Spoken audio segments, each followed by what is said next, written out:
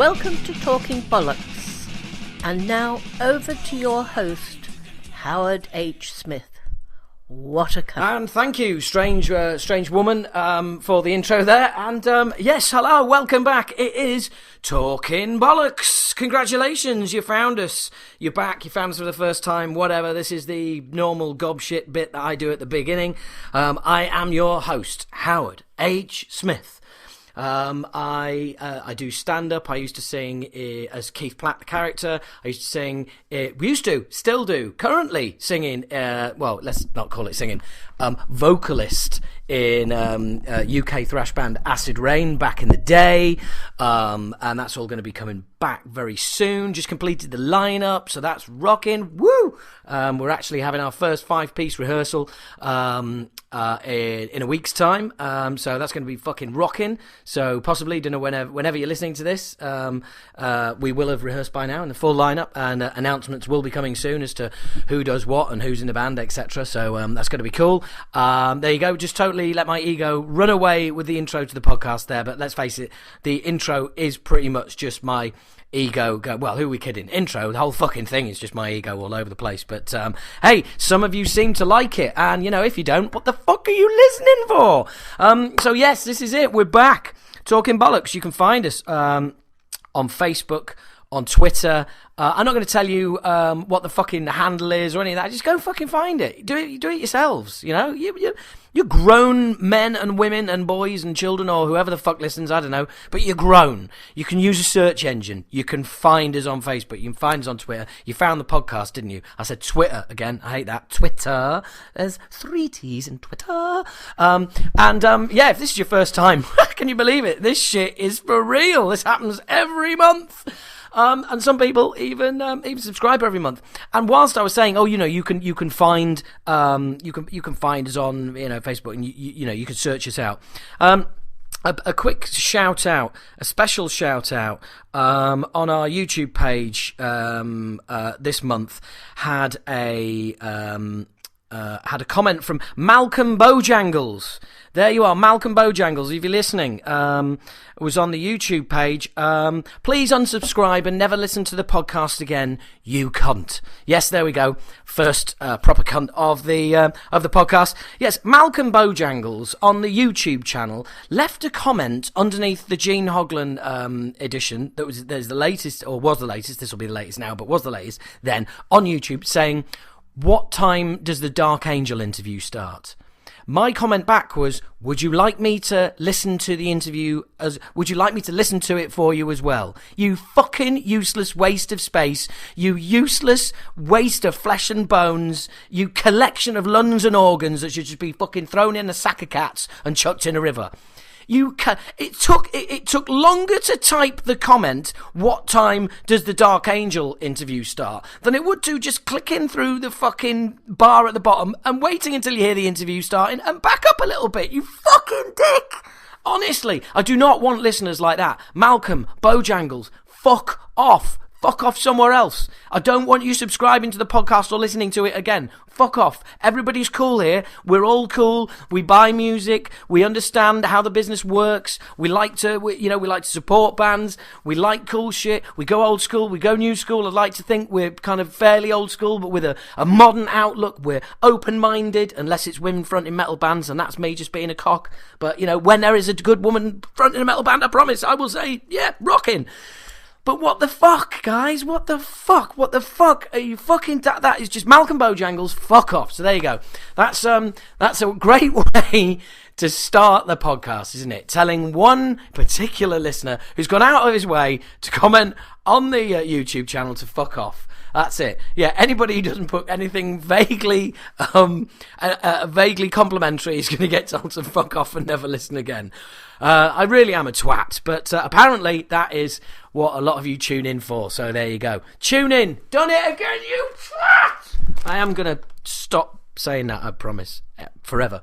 Anyway, it's been an upbeat start to the podcast, but I need to bring it down a little bit now, because one of the, I would say probably definitely in my top 10 all-time favourite live gigs ever would be the Twisted Sister Come Out and Play tour at Manchester Apollo.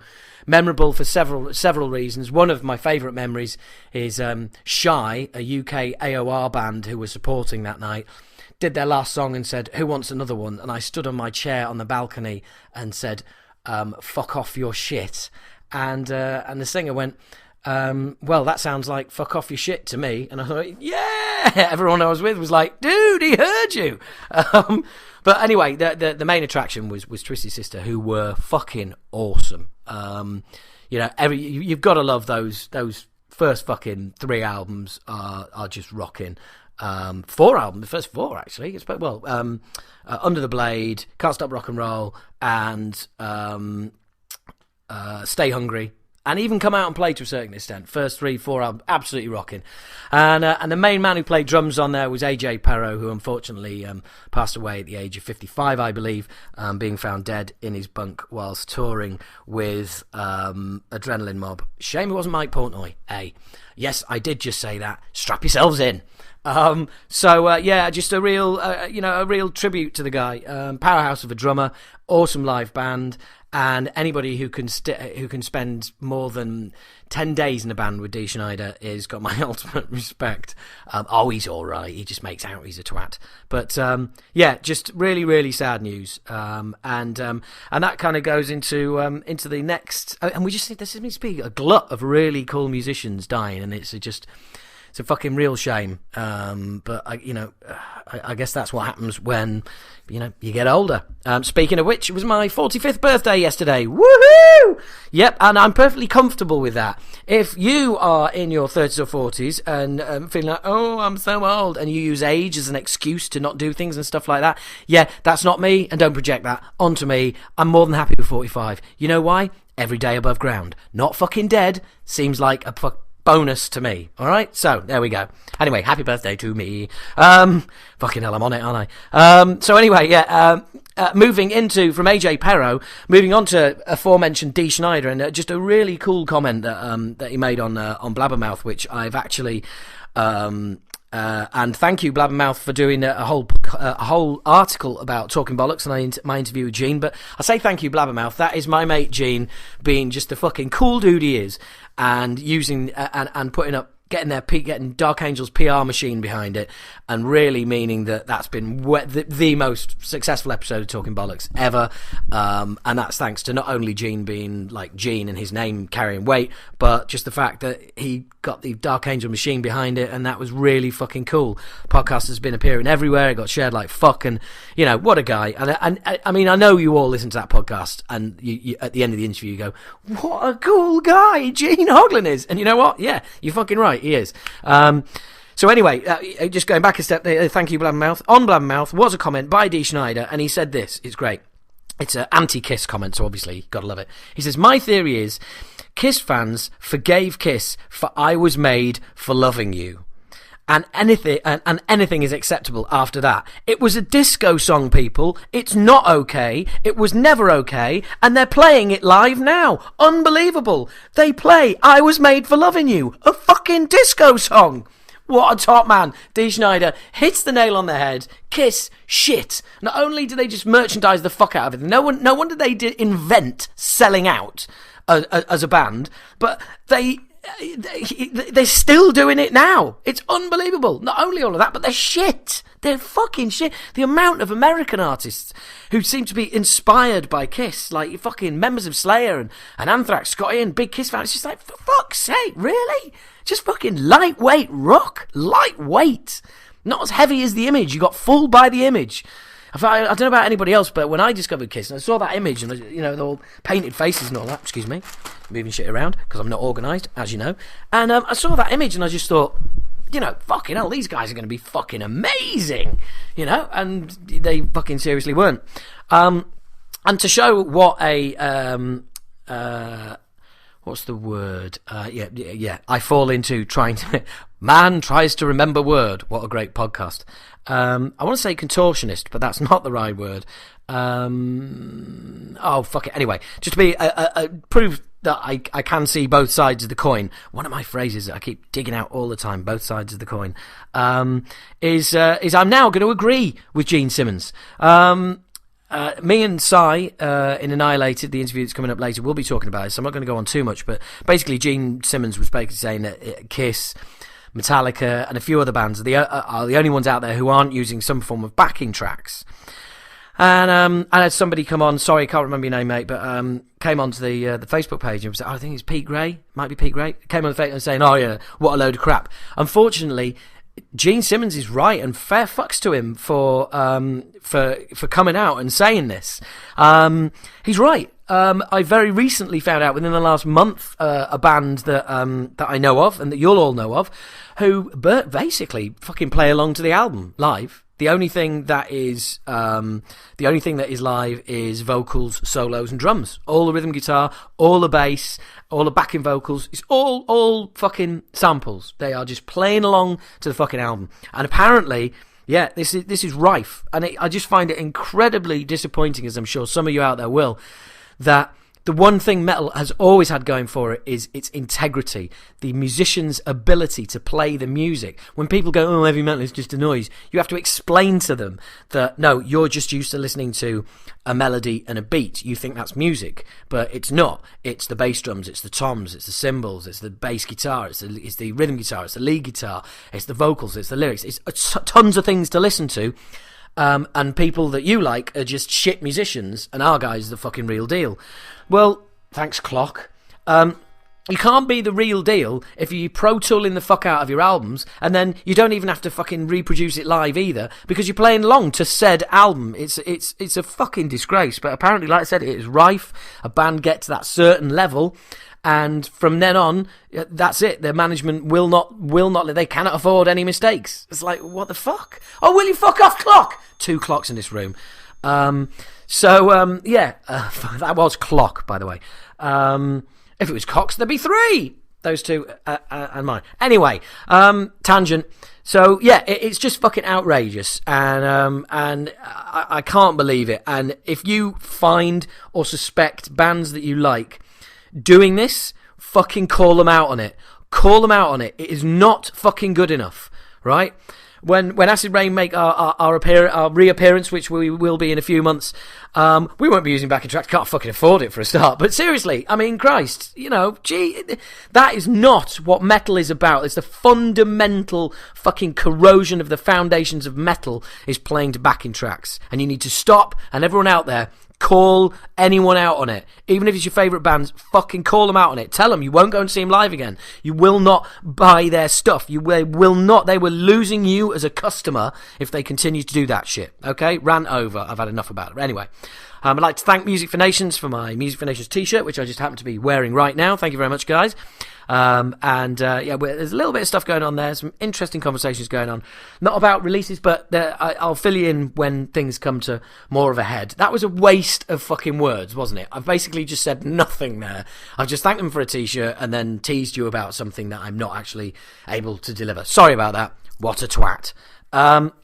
Moving on, cool stuff to listen to this month. By the way, Periphery, Alpha and Omega is still kicking my ass. Because we say ass, because when you say ass, it sounds wrong. That is going to be coming up later. It's still fucking so much music to listen to. I mean, it is Pro Tool to fuck, but those guys can fucking play. So seriously, it is worth checking out. The other thing that's worth checking out, seriously, took me back in time. Agnostic Front, The American Dream Died. What a fucking cracking, boot-stomping, meat and potatoes, hardcore album that is. That you've got to check it out. And just do it. It is an awesome album. It really took me back to classic olds. Agnostic Front. It really is a great album. There's some really cool lyrics on there. It's not all, we're fucking rock hard. No, it is just, if you ever liked Agnostic Front and you kind of lost touch, or you've kind of just lost touch with that kind of, sort of New York hardcore scene, that is the album to get you back into it, in my humble opinion. So do check it out.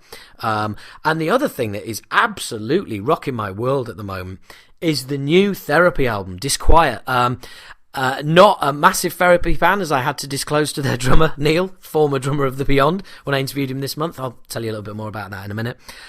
What an album. What an album. I mean, I loved Troublegum, thought it was amazing, but I've really disconnected with Therapy for many, many years. And this new album, Disquiet, is just rocking, guys. It really is. Check it out. I did put a clip up there of the single. There is some monster tunes on it. There really is, and there's some massive riffs, and there's like total Sabbath tribute vocals in one song, and it is really, really good, really good. And it's in my head. I find myself fucking singing it all the time. So definitely worth checking out, guys. Definitely worth checking out. The new Therapy album, Disquiet. I have a CD of it, obviously, because I'm not a twat. So buy it, go out, get it, however you get it, download it, whatever, but pay for it. Awesome album, loving it. And there's going to be a new Megadeth album. Really, Dave? Anybody give a shit? You know, Chris Adler's going to be on it. Great. That means the drums are going to be good. I can't believe that people go like, oh, Chris Adler's going, oh, it's going to be fucking amazing. No, it means the drums will be amazing. That's very far off from being a good album or have anything to do with the songs, yeah? I mean, I don't know about you, but I do not go, oh, there's some great songs on there. Yeah, the drums are brilliant. Yeah, because of the songs are brilliant because of the drums. No. If a song is brilliant because of the drums, it's probably a pretty shit song. So the drums should be just like, you know, a highlight. They should be kicking ass, hauling a great song along, setting the standard. But, you know, let's just, after Super Cunter, the jury is out, Dave, and that fucking Bible-bashing bass player you've brought in. Ever since fucking Alephson turned up, it's all gone wrong, in my opinion. And whether that's got anything to do with, you know, him sucking Jesus' knob every chance he gets, I don't know. And I do apologise. If you are a Christian, I am sorry. I obviously, you know what's coming next. I'm sorry you're a Christian. I'm not sorry. No, I'm not. I don't want to drive a wedge between any of us. You know, whatever your religion is your religion. You know, whatever magical cloud-dwelling being gets you through the day, fine. If you need that, fine. That's good for you. It's just a bit disappointing when you find out that Morbid Angel's drummer has discovered, you know, How I Fell in Love with God was the name of the article that I read. Do you know what, mate? Not interested. Not interested. Really not. That's my phone. The battery's about to pack up. It better fucking not, because all my notes are on it. Really not interested. Pete Sandoval, How I Fell in Love with God. You know, and it's always when they're at when they're at a low ebb. It's always when, in other words, when you're fucking vulnerable. Someone comes along and starts spoon feeding you shit you want to hear because you're desperate. You need something to hang on to make life seem worthwhile. And do you know what? If that gets you off alcohol, if that gets you off drugs, if that gets you through the day, that's absolutely fine. But you know, I don't want to hear about it, and I don't want you telling me about it. And I mean, just even soccer players scoring a goal, crossing themselves, that fucking winds me up. Even worse when they start getting down and giving it the old fucking praying. For fuck's sake, what's the goalkeeper doing then? Hey, who's he worshipping? Satan? Because you just smashed the ball past him. What kind of cunt is that goalkeeper? If you're getting on your knees and thanking God was obviously behind you as a striker banging a goal in the back of the net, that must be some kind of cunt stood behind the other goal in the goal, mustn't he? Anyway, I don't know. Is that how it works? I don't fucking know. Jesus. Oh, there he is. Jesus, nice to see you popping in. So anyway, yeah, this is the usual. This is how it normally goes, by the way. So, yeah. Anyway, do you know what? I think that really is some world class bullshit I've been jabbering there.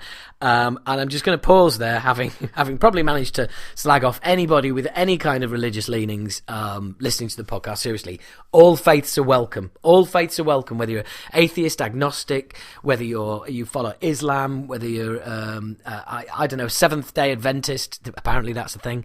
Then you're all welcome. And you know, if you were offended, then it kind of comes with the territory. You know, I mean, if you get offended at something that I say on here and decide to take the huff, well, you know, I've probably offended most people at some point or another whilst doing this podcast. So, you know, you can't all of a sudden go, oh, no, finally, right, no, that's it. He said that about that, right, I'm offended, I'm going to fuck off. Well, you know, yeah, it's just me. It's just words, you know, so just take it easy. And if no one is offended, that would be even better, wouldn't it?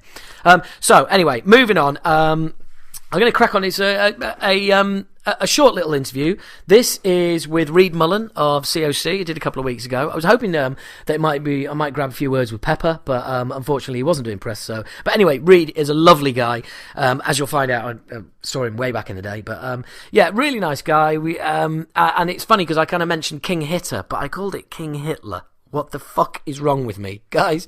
You know, it's the kind of shit I do, but you should have seen the look on Reed Martin's face when I mentioned Karl Agell's band, who he's doing COC Blind with. I mentioned his new band, King Hitler, and the look on his face was priceless. He was like, King Hitler. I was like, oh, yeah, of course.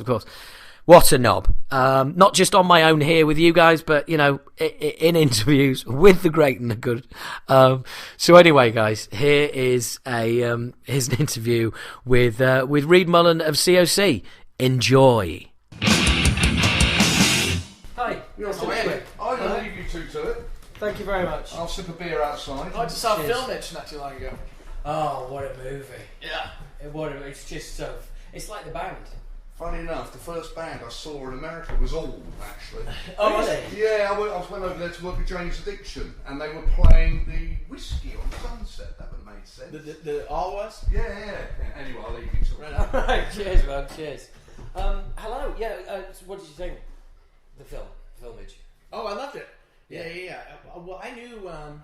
I'm old friends with Bill from when I used to book punk shows in Raleigh, where I'm from. Right, okay. So I booked Black Flag when he was playing drums with them. Oh, cool, man. And I think it was my war tour.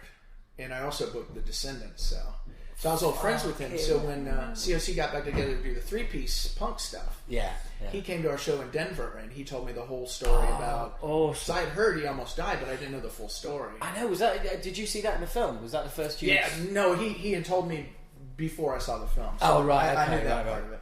There's a lot of stuff I didn't know, though, about their older members and all that. I know exactly which older member you're referring to. Yeah.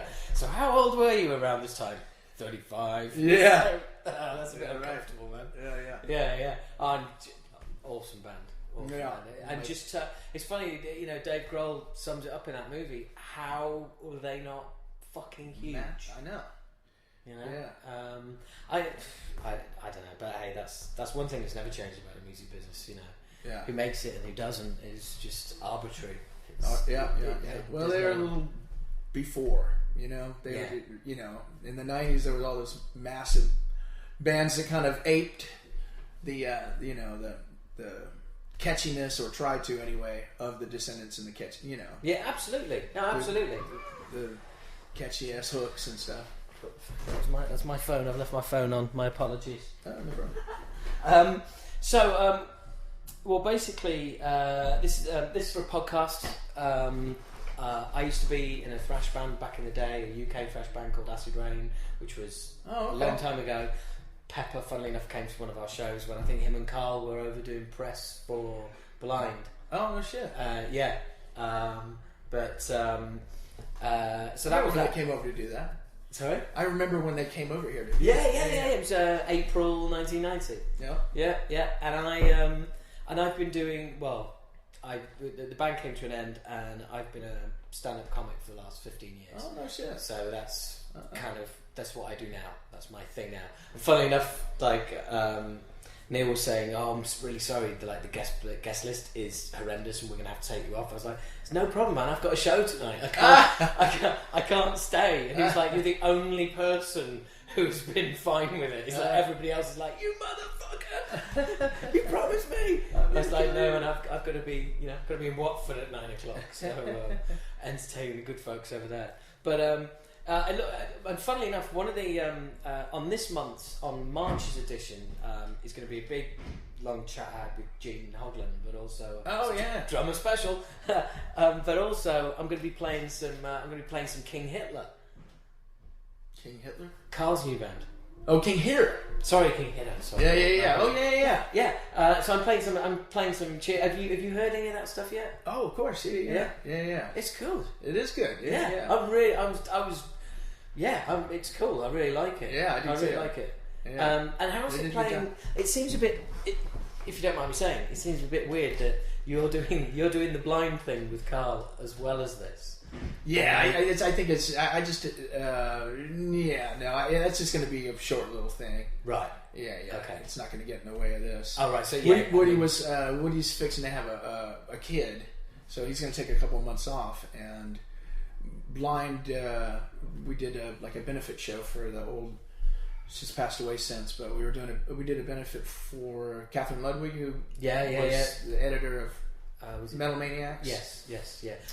She had a non-Hodgkin's lymphoma. Anyway, so we rehearsed and played that show and got a good reaction. So some people were wanting us to do a little bit more. Yeah, no, it wasn't our intention to, or mine anyway, to do the blind thing. It's just Woody wanted to take some time off, and people were like, oh.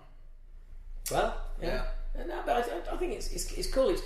It's weird because it adds yet another kind of splinter to the history of COC. You know, the way it's kind of like there was the first band, right. and then there was kind of like there was the blind era. Right. Well, the blind era was like quite quick. Karl was there. Yeah, one album. Yeah. And then there's the four of you, and then the three of you come back, and now it's the four of you again. Yeah. And I mean, I don't know how bored you are of talking about this. It must be pretty fucking bored by now. But it's just kind of, how does it feel having all those different eras? And does it still feel like being in the same band, or the same band with just three completely different eras? I mean, well, it was the same band. It is the same band. So I don't know. To a certain extent, it's probably more confusing to our fans. Much to their chagrin, we keep bouncing all over the place. You know what I mean? Yeah. But the family tree keeps branching. But I mean, Mike, Woody, and I started the band, and and we really learned to play music together. Like when we first started out, I know, speaking for myself, I didn't know what the fuck I was doing. I knew two beats, and that beat. That's it. Woody taught me those. But that's all we started the band. That's all you needed. There's nothing wrong with that. It wasn't a big prerequisite for ability back then. That's it. Yeah. It all went wrong when you started learning the other beats. Yeah. And I mean, I don't know. That's who we've been. I mean, we had to do that as a matter of course, just to keep the band together. I mean, because people came and left. You know what I mean? Including myself. So it was just to keep the thing going. That we changed, and our tastes changed. Oh hell yeah! No, you know what I mean? Yeah, absolutely, yeah. I still, We never really play the old stuff, and it's like, why don't you do stuff like the old? It's like, well, because what is very difficult for a fan to see is the circumstances that go around making music, and the circumstances are different, and those circumstances create that music. So, funnily enough, when you're in your mid-40s, no, you don't write albums like you did when you were in your early 20s. Yeah, it's kind of it doesn't work like that, does it? No. I mean, I still enjoy a lot of the punk stuff we did. You know what I mean? Yeah. In the early mid '80s. Well, I saw you in. This will test your memory. I saw you in Bradford with Doom. It might have been shit. Right. This is pre-blind era. Yeah, we did a tour with DRI. Yeah, in a small. Yeah, don't think it was with DRI. That one, I don't think DRI was on the tour. I think they had already gone home. So we did a little run right after, Yeah. I know what you're talking about, though, Yeah. It was just tiny little venue, yeah. I was there. I know. We're going way back. Proper old school. Yeah, for some reason I thought Doom played that, because I remember they had the logo that was like Discharge. Yeah. They may have done. I mean, we were just there to see. For some reason I thought it was a squad or something, I don't know. It looked like it. Yeah, it did. It was. I remember that show. Well, I lived in the area, and I'd never heard of this venue, and that is never a good sign. you know what it's like if you're asking locals, and they're going like, the what? The what? And you just think, oh fuck, one of those. Yeah. It was. You and I played enough of those places. Yeah. But it was weird because it was. That's a really good point. Because when I got there, the venue was open, and there was people kind of milling around, and it did have that. Is this kind of like a venue or a house sort of feel to it? Yeah. Definitely. So, how did this all come about? I'm sorry to throw this question at you because I'm sure you've heard it a million times. But how did it all come? Because there was internet keep chatter. getting asked, because people want to know. And it was just as simple as that. Pepper and I have been in touch the last couple of years, talking about doing something like this. Right. And last year came up the 20th anniversary of the Deliverance album, and I was like, "Oh, let's do a show for the 20th anniversary." Or whatever.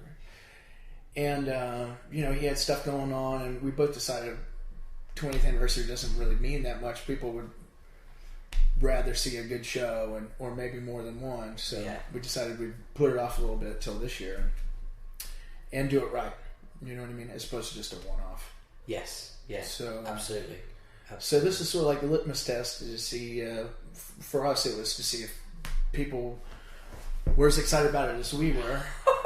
You know what I mean? I think tonight's sold-out show tells you London's message. That's for sure. Well, I think all the shows have been sold out. So. Fuck, really? Yeah. So. Wow. So that's a good sign. In this economy, that's as good a sign as you could possibly want. Yeah. Yeah. So I think we're going to hopefully continue on and maybe document some songs we record, or write, or rather, document some tunage. Maybe put an album out. That would be cool. Yeah, I guess all options are open. Really, just whatever you feel like. Yeah. Well, as soon as we announced that we were going to be doing this, the sharks started circling. Yeah, circled the wagons. Yeah. Well, that's kind of interesting. What route would you go down? I mean, do you still have any ties with any labels, or are you free to do? Well, I mean, a lot of friends of ours were in major labels, or there's not much heavy music on major labels anymore. So a lot of people we know are now with bigger indies and stuff like that. Yeah. So I don't know. Maybe we'll do something. I don't know. I hope so. But it's kind of weird as well because you can go down your independent route as well, can't you? And just that's what we'd probably. Are we doing it ourselves? Yeah. Oh, yeah. I mean, really independent. Yeah. Well, actually, funnily enough, hey, we're label buddies at the moment because my old band we did a retrospective on Candlelight Records last year. Yeah, we were on Candlelight for a while. There you go. Yeah. So Darren. Yeah. So there you go. Yeah, we're label buddies. But it was it's just a fleeting thing. But funnily enough, I've tried to get my old band back together, and that's not going to happen. So it's going to be it's basically the new members and me. But it's nowhere near the kind of scale that you guys are doing. But yeah, there's definitely that. Initially it was come together for a show, and then you just kind of think, well, actually, you know what? It's all the same logistics and rehearsals and everything for one show as it is for 10. Yeah, really. Yeah, that's true. So just if you're gonna do it, might as well go for it. That's what we decided to do. So yeah, cool. And why? Any particular reason why UK and Europe? Were you just? Well, I mean, I think the United States was a bigger commitment if we were going to do something like that. So I think we want to come over here and test the waters. We were pretty sure that UK would do well, and it was. It has been. And I presume as well, you get to test more markets in a shorter time span. Exactly. Yeah. Yep. Just get an idea of what lies where. Yeah. Cool. And I mean, I'm assuming that the knock on is going to be there's going to be an appetite for it in the States as well. Say what? There's going to be an appetite, obviously, for some. Well, yeah, people definitely want us to do it. Yeah. But I think this was more for us to see. Yeah, how we got along, if we were still having as much fun as we used to in the old days, and all that has come true. So it's great as well because you've kind of got all the. It's like when you eventually went your separate ways. I presume it's kind of like it's almost like a divorce. It's like an end of a marriage, isn't it? It's just like it's kind of horrible because there's a sense of there's a sense of failure because you kind of all going your separate ways, and it's like. And then there's that horrible, A couple more minutes, only because this seems to be done. Alright, cheers. And Yeah, speaking of divorce. Well, yeah. I mean, being in a band is, it is being married. Yeah. Except you're married to, instead of one person, you're married to several. Well, I've had a lot of conversations with a lot of people in bands, and we've had some very interesting things. Was it Chad from Hell Yeah was saying it's like being married, and when you go out on stage, that's the sex. That's kind of true, isn't it? Yeah, that's the get off. Yeah. That's what Ron that's the release that makes you put up with each other for the rest of the day. It's like, at least Rollins used to say that. He said playing live was the get off, and albums were the documentation of the get off. Yeah. But it's being in that. Are you all sharing a bus as well? Yeah. Right. Okay. So it's like back in at the deep end.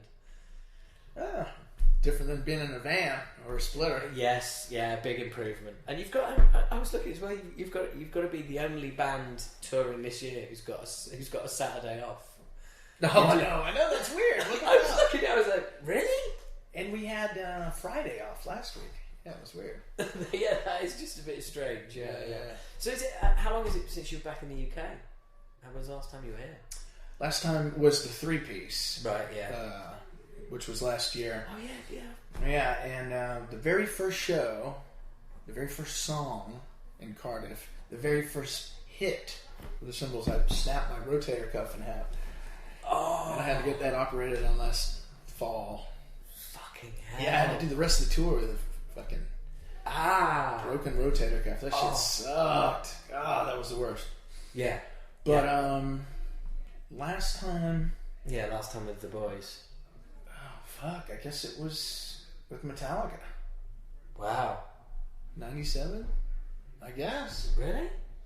Yeah. Fuck. So you guys, you must have done Download or something like that. No? No? I don't think so. Shit. Oh, you must have been over here No? Uh-uh. It's allowed, I guess. They did on... I think they did on American Volume Dealer and Arms of God. I think they did, but I wasn't with them then. But no, you weren't. No. And what did you do? What did you do with those years? Nothing. My back was fucked up. I just kind of took it easy. Yeah. No. So it was just a time out. Yeah. It's good though sometimes just to get away from it all and chill out and time out. Yeah. It makes you. It gives you a bit of a kind of bit of focus as to what's important. Yeah, I was in. Mike Dean left in '87. Woody left in '93. I guess it was my turn. Yeah. I took 5 years off from stand-up, and I was kind of like, I'm done with this for now. No. It's kind of there. Yeah. You're a drummer. That's it. That's what you're gonna do. I started to miss it pretty bad though. So. Yeah, and me too. That's why I came back. Are we done then? Afraid so. Sorry to be such a kind of time bully, but doors are open. I appreciate it's it. a really tight schedule today. Sure. No, that's all right. No You problem. finish your last question. You want me to No, we're done. We're cool. Oh, right on. Yeah. Sure. It's short and sweet, I'm afraid. So there you go. That was my interview with the one and only Reed Mullen. It was really cool, wasn't it? Now, as you might have seen, I've noticed, I haven't put the sting on the end there.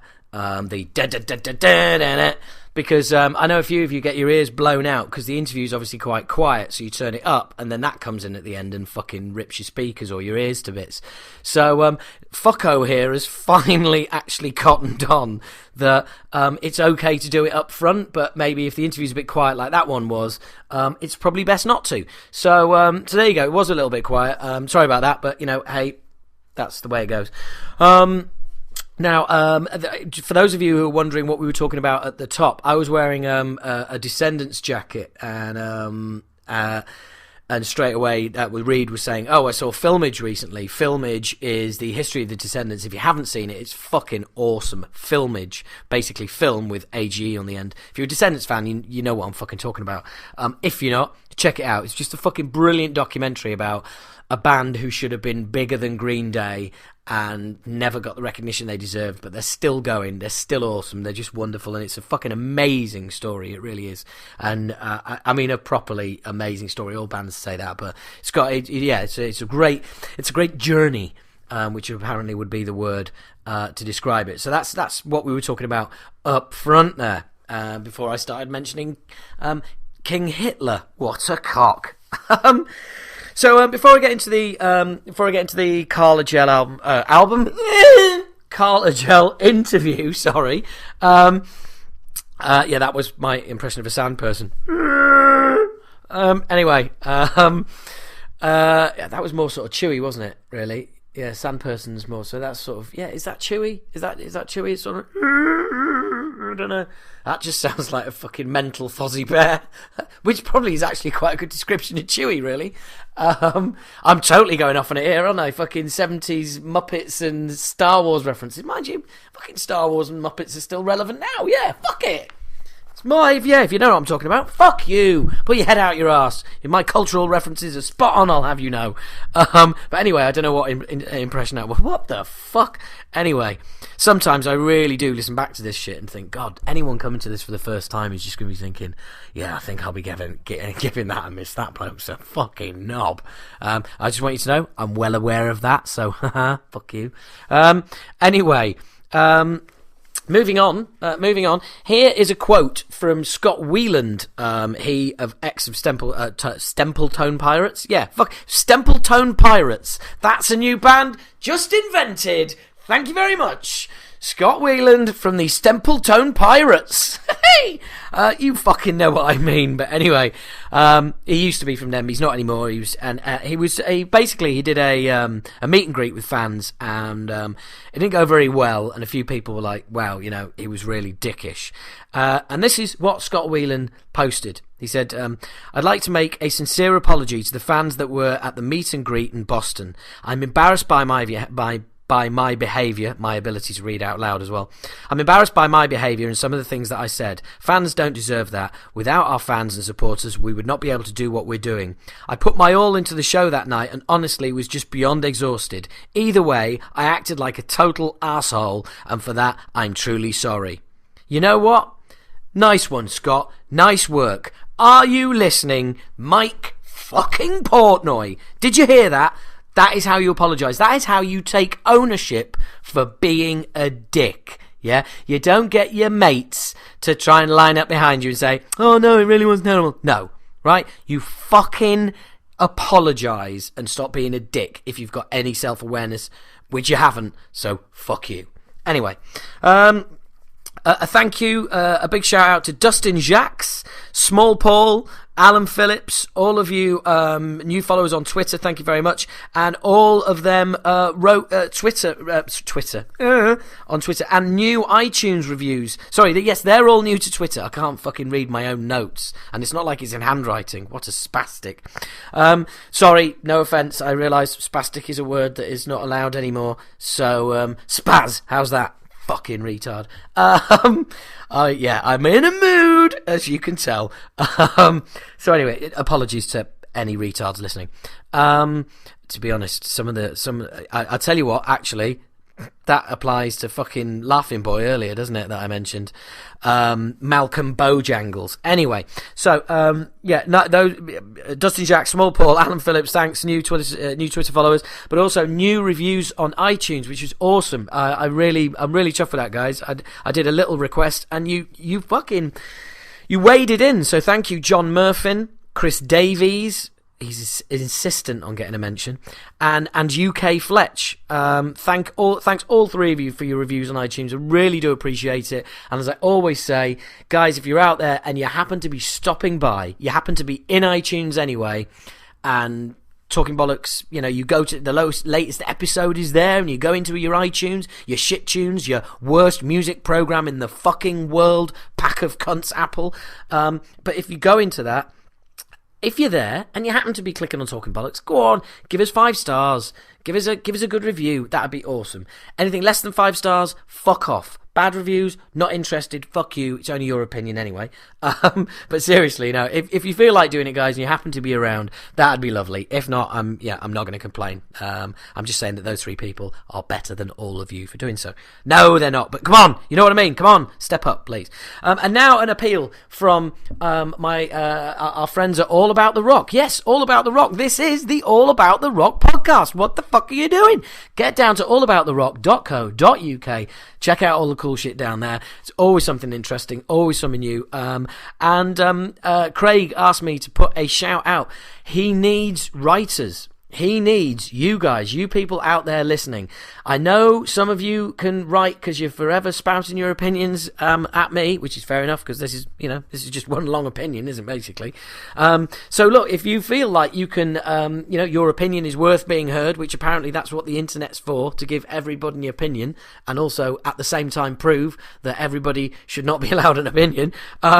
If you want to slag off artists, to praise artists, to review things and basically get your opinion out there, then there is a chance. All About the Rock are looking for new writers.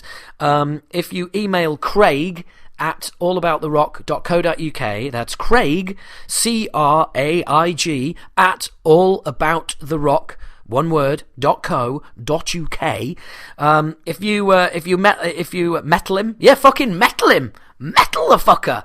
Mail him and metal him, right? Send him a metal mail right from your fucking brain. And use your fingers, get your fingers going, get an email to him. Or you can hit him up on Twitter. The All About the Rock Twitter account is him. And it's at All About the Rock, I think, or all AATR or something like that. But fucking email him, because he's going to want an email, not just 140 characters on. Yeah, I'd like to write for you. No, he's going to want an email, and to prove that you can fucking write in the first place. So please do get in touch with Craig at allabouttherock.co.uk and you too can become a heavy metal writer / journalist at the click of a mouse. So there you go. Do it, people. It'll be cool. So, what else? Yeah, something else been getting on my nerves. All this fucking metal songs getting the classical bluegrass lullaby banjo treatment. Fuck off! I've had enough. I really, really have had enough of just every single possible fucking style of music. Just fucking taking metal songs and, let's face it, making them worse. Who the fuck wants to hear a lullaby version of anything by Tool? I mean, I love Tool, but for the last couple of albums, their albums have been lullaby versions of their own songs. I mean, guys, 11 minutes, 9 minutes of the same riff. Give us a fucking break. There's progressive rock and there's sleeping on the job. But anyway, anyway, it was really winding me up and I'd had enough. And then guess what? I came across the Lounge Kittens. Not literally. Ha ha. The Lounge Kittens. Check them out. I'll put a post up there. They did a version of that fucking I put my fingers into my eyes song by Slipknot, Duality, and they also did Rollin' by Limp Bizkit. The videos are fucking brilliant. They are spot on. 3 girls doing close harmony singing, really amusing comedy videos. Fucking love it. Absolutely love it. And guess what, fuckos? I'm going to be getting the 3 of them on the podcast. Well, I hope to. I haven't heard from their PR company in a little bit, but it was really cool. Within an hour of watching their videos for the first time, I tweeted them. They'd included me in a tweet on their PR label. I emailed their PR. Their PR emailed back and went, "Dude, I remember Acid Rain. When do you want to do this?" So it was really cool. That's how the modern world works, kids. So yeah, it was very cool. So I know I've gone and said I'm going to get them on the podcast, and there you go, straight away I've jinxed it. I'll probably never have them on, but I'm really looking forward to having them on. Oh yeah, that's right, yeah. Sexist? No. Never had any women on his podcast? No. I'm going to have 3 on at the same time. In your face, people who think I'm a sexist. So yeah, I am sort of getting a little bit hung up on that, aren't I? So yeah, it's gonna happen. It's gonna happen. Really looking forward to it. Put the links up, listen to it. It is awesome. So moving on. I think it's time for the Karl Agell interview. This is really cool. Karl and I met a couple of times back in the day when him and Pepper came to our marquee gig on the Obnoxious tour, which was about 25 years ago, almost to the day as I'm recording this. So funnily enough, I don't think he remembered. But we did meet when he was doing Leadfoot as well. So a really nice guy. We got along really well. Very old school chat. There's some cool stuff in there. You're going to hear some stuff I didn't know about his departure from COC. And seriously, if you haven't heard Blind and you're a COC fan, then you ain't a COC fan. That is the album. Believe me, that is the album. For me, it just fucking rules. But anyway, here is me and Karl having a chat the other day.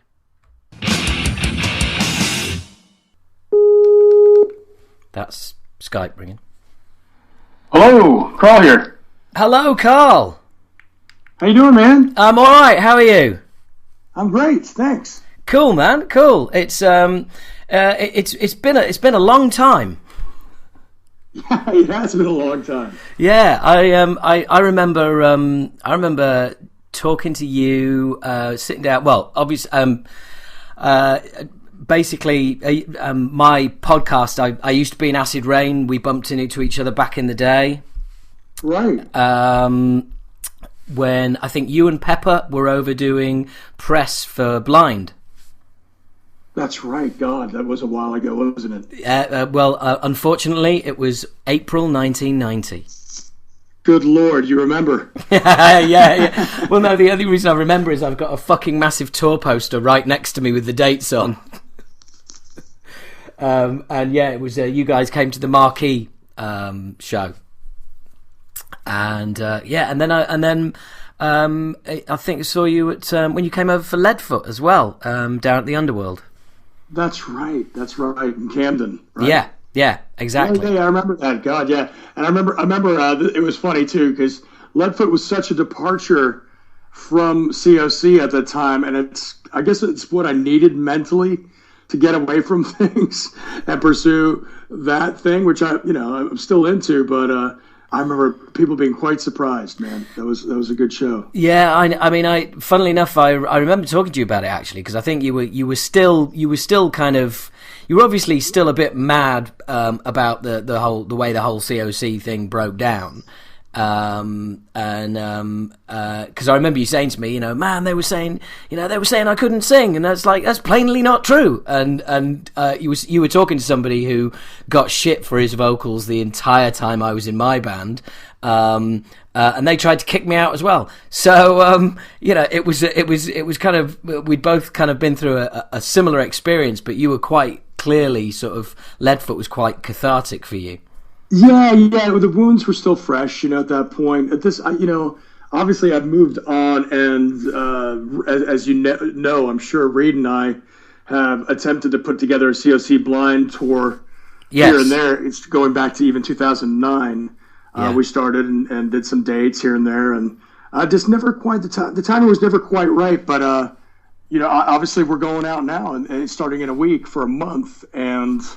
All is well. Some of these wounds have healed, and I think people are ready to hear some of this again. Yeah, no. Well, the wounds definitely have healed because I was talking to Reed 2 weeks ago actually. Oh, great. Yeah, and yeah. Well, basically, this episode of the podcast is going to be an interview with Reed and an interview with you, and that's just the way it's kind of all fallen into place. There was no planning. It's just how it's worked. So yeah, I was talking to Reed about King Hitter actually, and because I'd only just got your stuff from the guys at Candlelight, and they sent me some advanced stuff prior to the PR release and all of this, because I've got a release. Acid Rain did a release with Candlelight last year, so I've stayed in touch with them, and they're giving me stuff for my podcast. And they said, cool. And I think it was Darren there said, "Oh, look, you're gonna love this," and then put it on. I was like, "Oh wow, this is great!" So we played. I played King Hitter on last month's episode of the podcast. We've had great reaction as well. People are loving it. Cool, man. Yeah, no, people are absolutely loving it, as well as myself. It's great, and Paula kindly sent me a CD as well, which was great. And she's an absolute sweetheart. She's been great to deal with. She's incredible. Yeah, and she seems to know everyone. She does know everyone. She's like a one-woman army, and she really does know everyone, and sets up and just incredible interviews like this, and is just what a promotion machine, man. We're lucky. We're really lucky that she took pity on us, showed us mercy, and signed up King Hitter, man. I'm really happy about it. Oh yeah, I mean, what reviews I've seen have all been universally positive. You must be really chuffed. I am, man. I am, because it's always a scary thing to kind of go back and not necessarily reinvent yourself, but to revisit the metal roots, so to speak. I mean, Scott and I have been playing in Leadfoot since '99. He was on the second and third album. And, Leadfoot had kind of been on a long break, taking a hiatus, and we reserve the right, of course, to bring that back at any time. But we've been talking for a while about, hey, man, it'd be really cool to start writing some heavy stuff and, if nothing else, start a kind of a side band project. And we happened to have a lot of good friends that were great players and just started jamming on the weekends. And lo and behold, we were writing songs that we really liked and said, hey, you know what, this might be worthy of moving forward. And so we decided to track the stuff and actually form a viable band. And here we are. Yeah, that's so cool. It's so it's an overused word these days, but it sounds very organic. It is really, truly is, because it's not like I come in with all the parts and pieces written and I make a proclamation. This is how it's going to sound, and this is what we're doing. And we're incredibly fortunate to have 5 guys in the band that all write, including the drummer. For example, wrote "Suicide is the Retirement Plan." He came up in with that riff, and he's got gear at home. He plays the guitar and everything. We're just lucky, and the bassist comes in with his stuff, Chuck, and Scott's a riff machine, and Mike as well. So we're just really fortunate, and it's made it a much more whole, complete vibe for us. That's sorry. Go on. Yeah, it's amazing. No, don't be sorry. I guess you can relate to this. And also, I have a band full of guys that are motivated, which is kind of unheard of. I'm used to absolutely. I'm used to herding the cats, right, and paying for everything. Right? Yeah. So, but everybody wants to be here and do this. It's incredible. So we're really fortunate, and we were lucky enough to have a lot of great studios in town. And we went in with our buddy James Lugo, and I don't know if you've heard of the band Widow, but this guy John Wooten who plays and sings for them. Sorry, what band did you mention them? Widow. Widow? Widow? Yeah, Widow. They're kind of a power metal, Maiden-esque, for lack of a better description. Great band from North Carolina. And they actually tour a bit overseas here and there. But anyway, they're really good friend of ours. And he said, you ought to come in here and try doing your songs here. We're just going to do one song. And we ended up doing all 5 that we did. And very, very, very lucky to have such a good studio and good guys helping us to produce it. So. Yeah, no, that's awesome. And yes, totally rare that you'd have a whole band that write. But also, when I was listening to that, I was thinking, of course, back in the day as well, when you're younger and 5 guys want to write, that's just 5 arguments, as opposed to everybody going, oh yeah, that's really cool, yeah, bring in your ideas, because you're still young and you want ownership of everything. And you always you there's a lot of fights when you're trying to write something. Someone's going, well, what about this or what about it? It's like, look, it's my song, leave me alone. And it takes a little bit of age and maturity before everyone can go, hey, look, we're all chilled out, we're all nice, right. And we know what we're doing, and right. We're not full of piss and vinegar, basically. No, you're absolutely right, man. That's the benefit of being in it for long enough to see all sides of it. It's absolutely correct. Yeah, it's I mean, I'm kind of I'm trying to get. Well, you talk about herding cats. Trying to reform my band. I'm the only one left. All the other guys said yes, and one by one they've gone by the wayside. We haven't even done it. We haven't even played a show yet, and it's been 2 years. Damn. Yeah, I know. So, but I've got a new lineup together now, and we're going to proceed with that. But it's kind of I'm going to do it, mate. Don't you worry. I can't wait. But it's cool. The fact that it's kind of strange that King Hitter's coming out and then you're going straight out with COC Blind. Are you going to be getting King Hitter on the road as well? Yes, but they're the two are inextricably linked, and that's not just because I sing on the Blind stuff, but as it just so happens, the 2 guitar players for the COC Blind show, the traveling COC Blind event or whatever. Yeah. Are Mike and Scott from King Hitter. So 3/5 of King Hitter are playing in COC Blind. Right. And okay. Yeah. as a matter of fact, deep into the middle of the tour, April 24th and 25th, Reed is pulling out to do COC 4-piece, one gig that he couldn't say no to because it's an ungodly amount of money they're being paid to do it. And incredible, actually. It's insane. So I was like, yeah, I understand. I do it too. He's pulling out to do a 4-piece thing, and that leaves 2 holes on the Cavalier Conspiracy and Death Angel tour we're out on.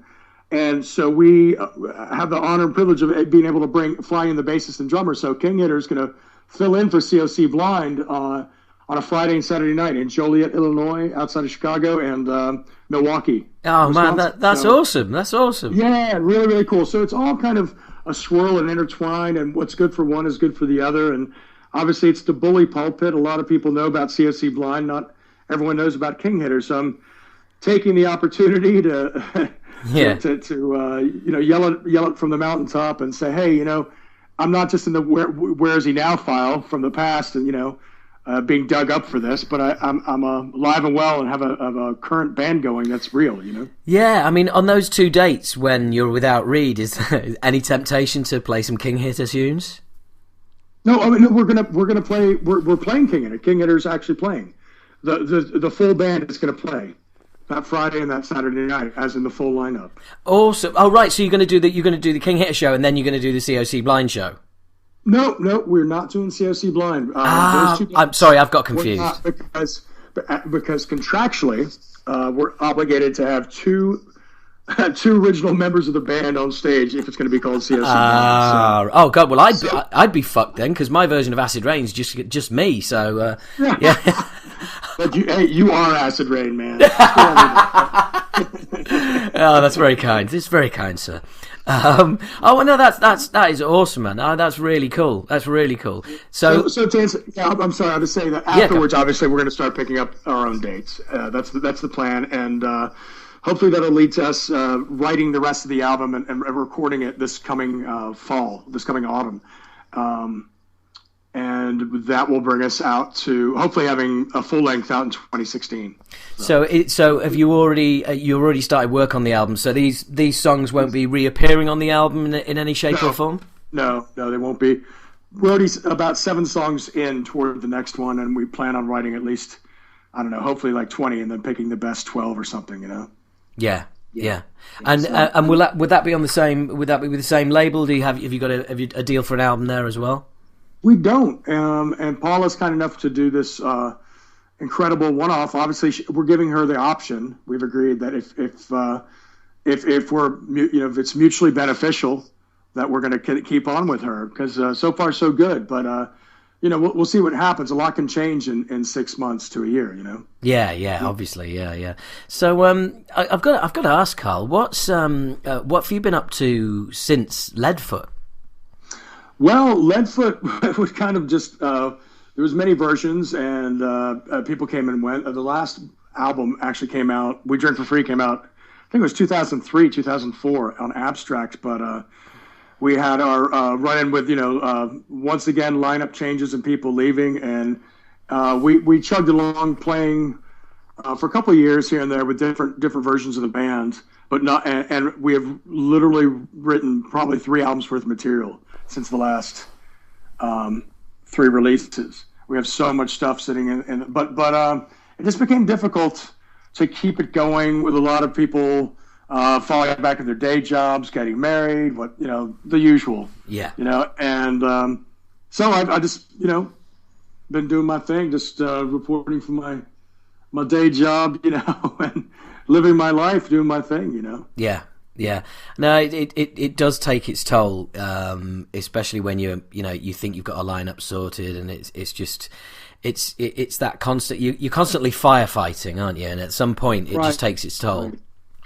It does. So, coming back to the fact that this has been incredibly easy. In fact, it's insane. Our drummer, our bassist, he commutes 3.5 hours each way to practice. Wow. Can you believe that? Right. Yeah, and we do it on the weekend, so he'll come up on a Saturday, and then go home the next day, stay in town, and that's just a huge commitment on his part. Yeah, Chuck's incredible, so he obviously wants it. Yeah, that is phenomenal, and when you've got that kind of commitment and that kind of work ethic from people, they're going to be in it for the long haul. Oh yeah, that's the plan, man. I mean, we're not delusional, but I think we got a good thing going, and I'm going to roll with it as far as I can, And I would love to get this group overseas, and I think we can, Yeah, well, I mean, as regards the COC Blind thing, is this kind of like is this sort of like not a farewell tour, but you're going to put all of your efforts into King Hitter after this? How do you see it planning out? Yeah, I will primarily put my efforts into it, and Reed and I are obviously always we're good friends.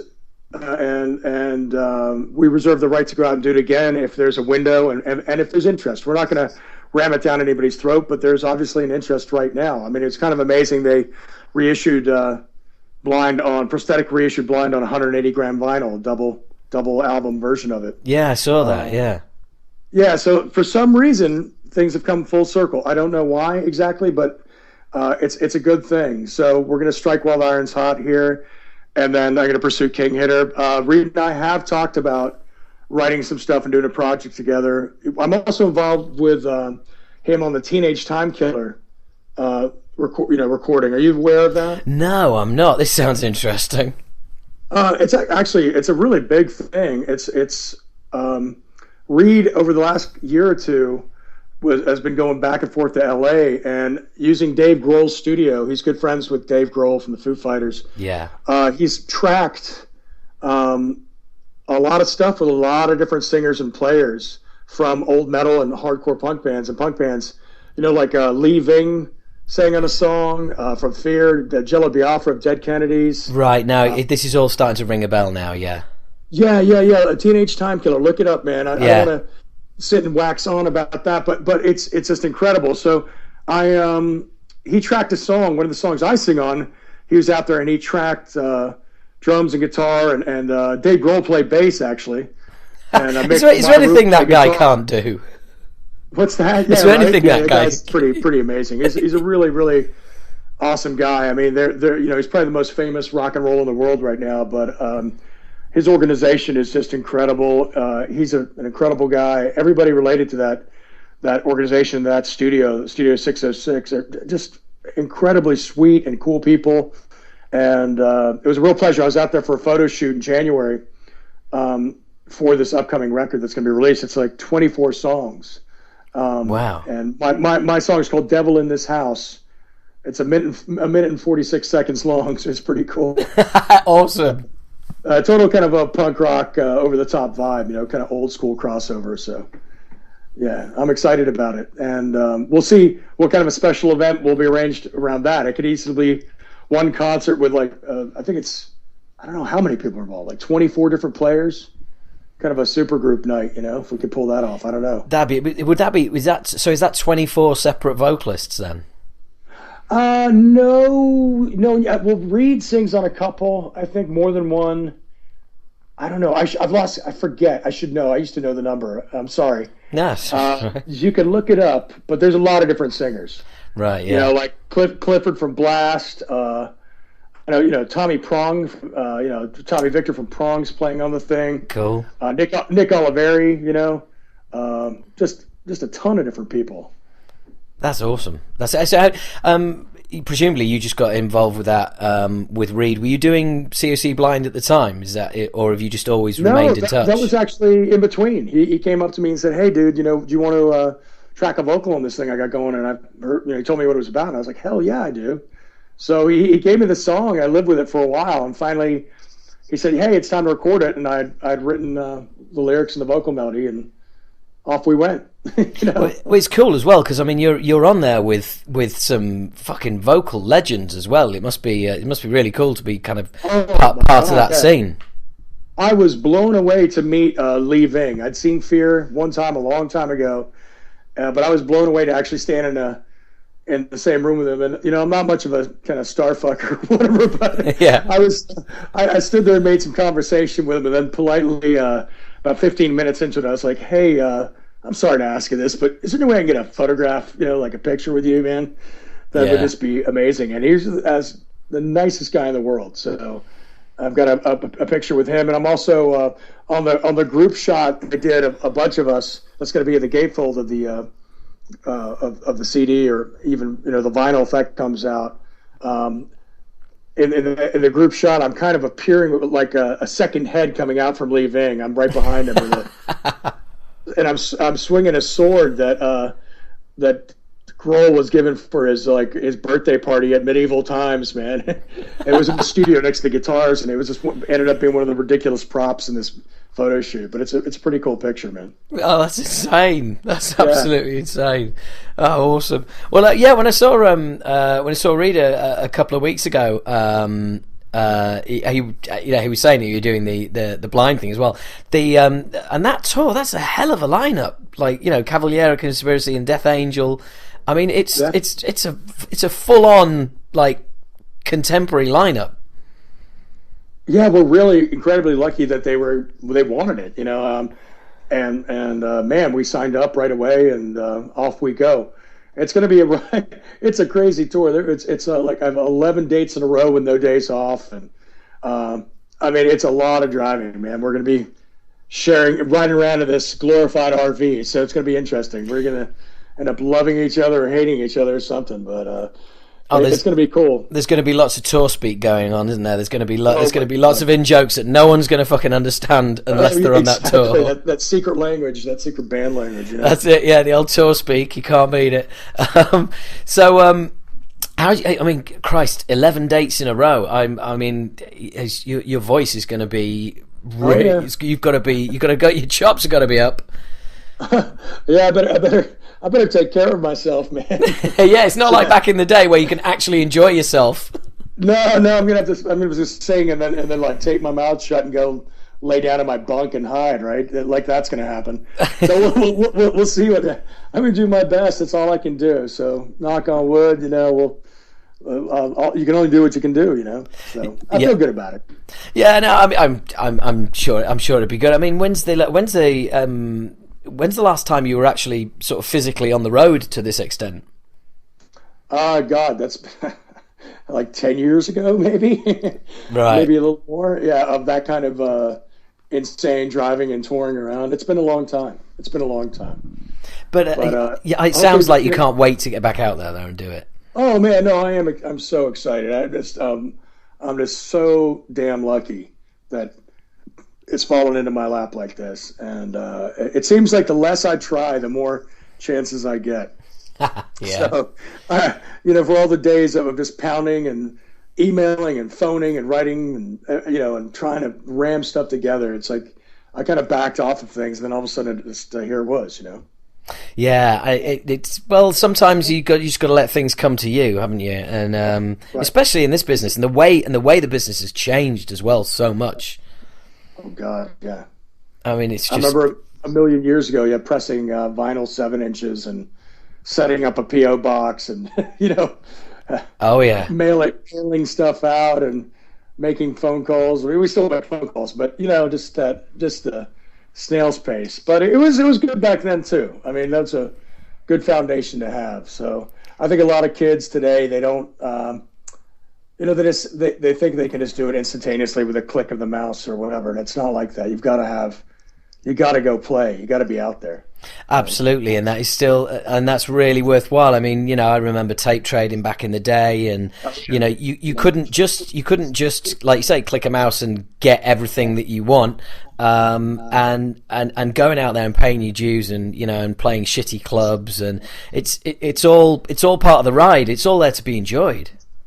Oh yeah. Well, very much so. As long as they're not too shitty clubs.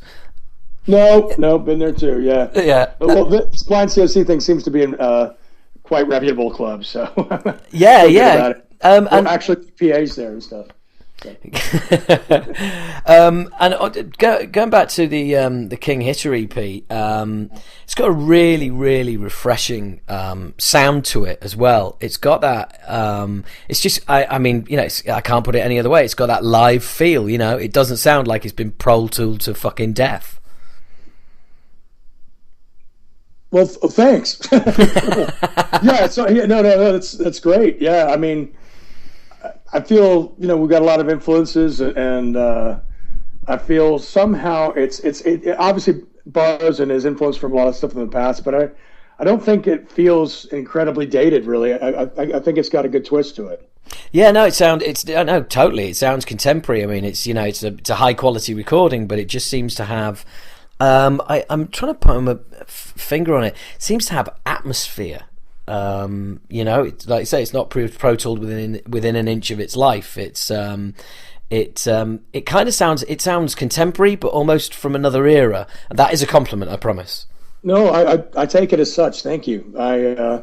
You know, us older fellows, we look back to some of the great things in the past, going back to the, you know, precursors to metal, the proto metal, all that stuff, and all our influences going way back. And you know, nothing, you know, you can have it all inside, but you know, you got to also be able, it has to sound good at the same time. So we were fortunate to get into a studio that had the right gear, and you know, we're willing to put in the time and effort to make it sound worth a shit. You know, getting a good mastering job helps a lot too. So I'm very happy with that as well. That can't be overlooked. Yeah, absolutely, and it must be great to have an outlet for your lyric writing as well. Again. Yeah, that's absolutely right. You know, with Leadfoot, I kind of took more of a tongue-in-cheek approach and kind of veered away from more of the pointed COC stuff. I mean, there was some of it in there, but you know, here it feels good to kind of get back to a little bit more of the serious, or not so serious. I don't know, but I don't know what the term I'm looking for is, but a pointed approach, I guess, or you know, it's nice to get it down on paper and be able to kind of voice an opinion once again. Yeah, absolutely. And when you say you got those 7 songs you've been working on, are they? Have you finished all lyrics for those? Are they all sort of topped and tailed and finished tunes? Then kind of, sort of. I do this thing where until they actually get 100% down and recorded, I will edit myself along the way and keep revising and hopefully improving what I've written. I always do that. It morphs along the way until it gets, you know, tracked, basically. Yeah, I mean, that's the thing that's always fascinated me about overwriting, as you were saying, like, you know, write 20, pick the best 12 or something. You know, you kind of, I mean, I always feel like, you know, lyrics are like your children, and they to actually have to sort of wave goodbye to that many, that must be, you know, do you find yourself saying, well, actually, do you know what, I'll try and lift some of those lyrics that I really liked and put them in the other ones that we're going to keep, and you know, it must be, it's hard to do. It is. I've always also, but unfortunately, I feel like the atmospherics that it's, or the vibe or something of a certain riffs and songs bring out a certain vibe and a certain lyrics, that they beg for certain words. Yeah, that's how I've always felt, and that's where I seem to get the best results if I trust that instinct. Absolutely. Well, absolutely. I mean, I think I remember an old manager saying to me, if you're going to write a song, if a song is about nuclear war, he said, you know, the bass line's got to sound like a bomb going off, and the drums have got to sound like, you know, there's guns in the room. He said, you know, everything has got to be focused and communicating the same message. And that's exactly what you're saying. You know, when you hear a certain riff or a certain tone, instantly you just kind of get a feel. It creates a vibe. Mm-hmm. And that's an actual vibration, right? You know? Yeah, literally. You know? Yeah, no, literally. I mean, it's and I don't know. I kind of feel like it's a bit of a lost. It seems to be a disappearing art, the art of writing lyrics, because with so much stuff being downloaded and people not really taking the time to find out what people are saying, it's kind of a lost art. You know, do you find? Do you find yourself feeling at all like it's a sort of, you're kind of crying in the wilderness, as it were, when you're, Well, yeah, I mean, you come across new stuff that has great lyrics, but I feel you're right. I mean, maybe that speaks to the level of education that some of the younger crowd are getting or not getting. Or just how fucking old we really are. Yeah, exactly. We're bitter old men. Yeah, back in the day, we used to read books, you bastard. But no, there's something to that. My family's very literate. I come from a family of teachers and artists and whatnot, and going to school and trying to apply yourself. At least for me, English and history and that kind of thing were a big thing. So yeah, that runs in the family. I enjoy writing. I get a lot out of it. It's cathartic. I enjoy crafting a good phrase. I'm not saying I'm any sort of genius or anything like that, but I enjoy putting some time into it and writing on a couple different levels. Yeah, no, I mean, you're allowed to be proud of what you do, and you're good at what you do. I mean, what was really refreshing when I got the CD was the inlay card, and you open it up and it's just like, whoa, excellent, the fucking lyrics, brilliant. Yeah, it kind of did the punk rock layout there, with running mad lyrics running across like that. But I just so many records I grew up with, I love that format, where you just have to grab it and really follow along. So I always enjoyed doing that. Absolutely. For me. Yeah. So I thought, why the hell not put some lyrics in it? That's an added benefit of buying the actual disc, Yeah, I mean, I totally agree, and I used to do that. I don't do it as much as I should do now, but no, I totally used to do that in the day. I mean, you get a new album, you sit down, right, take the booklet out, or originally the vinyl out, you get the sleeve, you get the inlay, and you sit there with the lyrics. And the first, it's almost like I was learning the albums. You sit there and you want to kind of take the music in and the lyrics at the same time, because you want to know what the song is about. Right. And that is what that which is sad. I sound like such an old bastard, but that's what's disappearing, which seems so sad. The only way you can communicate what a song's about now is to have a video and literally represent what the lyrics mean, and get it out that way. And and the people put out these lyric videos, and I'm not necessarily against them, but that's kind of sad if that's the only way you're going to be bringing the lyrics to people, is by having these bold-faced block letters going across the screen on a YouTube video. I mean, it's helpful, I guess, but it just seems a bit fucking clumsy to me. It is. It's not very artful, or what's the term? You're right. The delivery's kind of crap. Yeah, it's basically, it's like somebody holding idiot cards up, going, "These are the words, dickhead." Yeah. Sing along with a bouncing ball, Yeah, exactly. Yeah, we're back there. Yeah. So you mentioned your that you have creative art, creative people, artists in your family as well. So presumably they're all really pleased for you as well. They are. My aging mother is, of course, she's always saying, "Oh, you're doing that again," kind of thing. Well, of course to her, you only stopped doing it a few weeks ago. Exactly. It never changes. You'll always be that little kid in their eyes, Yeah. But she's very, very supportive, and she's one of the painters in the family. She's brilliant. And my sister is a writer and painter, and has published books and stuff, and then been in the New York Times Book Review, and authored children's books and so on. And she's really incredible. And my other sister's incredible as well. I don't want to shortchange her, but don't worry. She probably won't hear the interview. Yeah, I'm sure she will not. Watch her find this one, right? But I think it's important to highlight your creative side of your life, and for me, it's as close to religion as I get. Yeah. Is being able to sing and write and be creative, be part of the greater arts, so to speak, as silly as that sounds.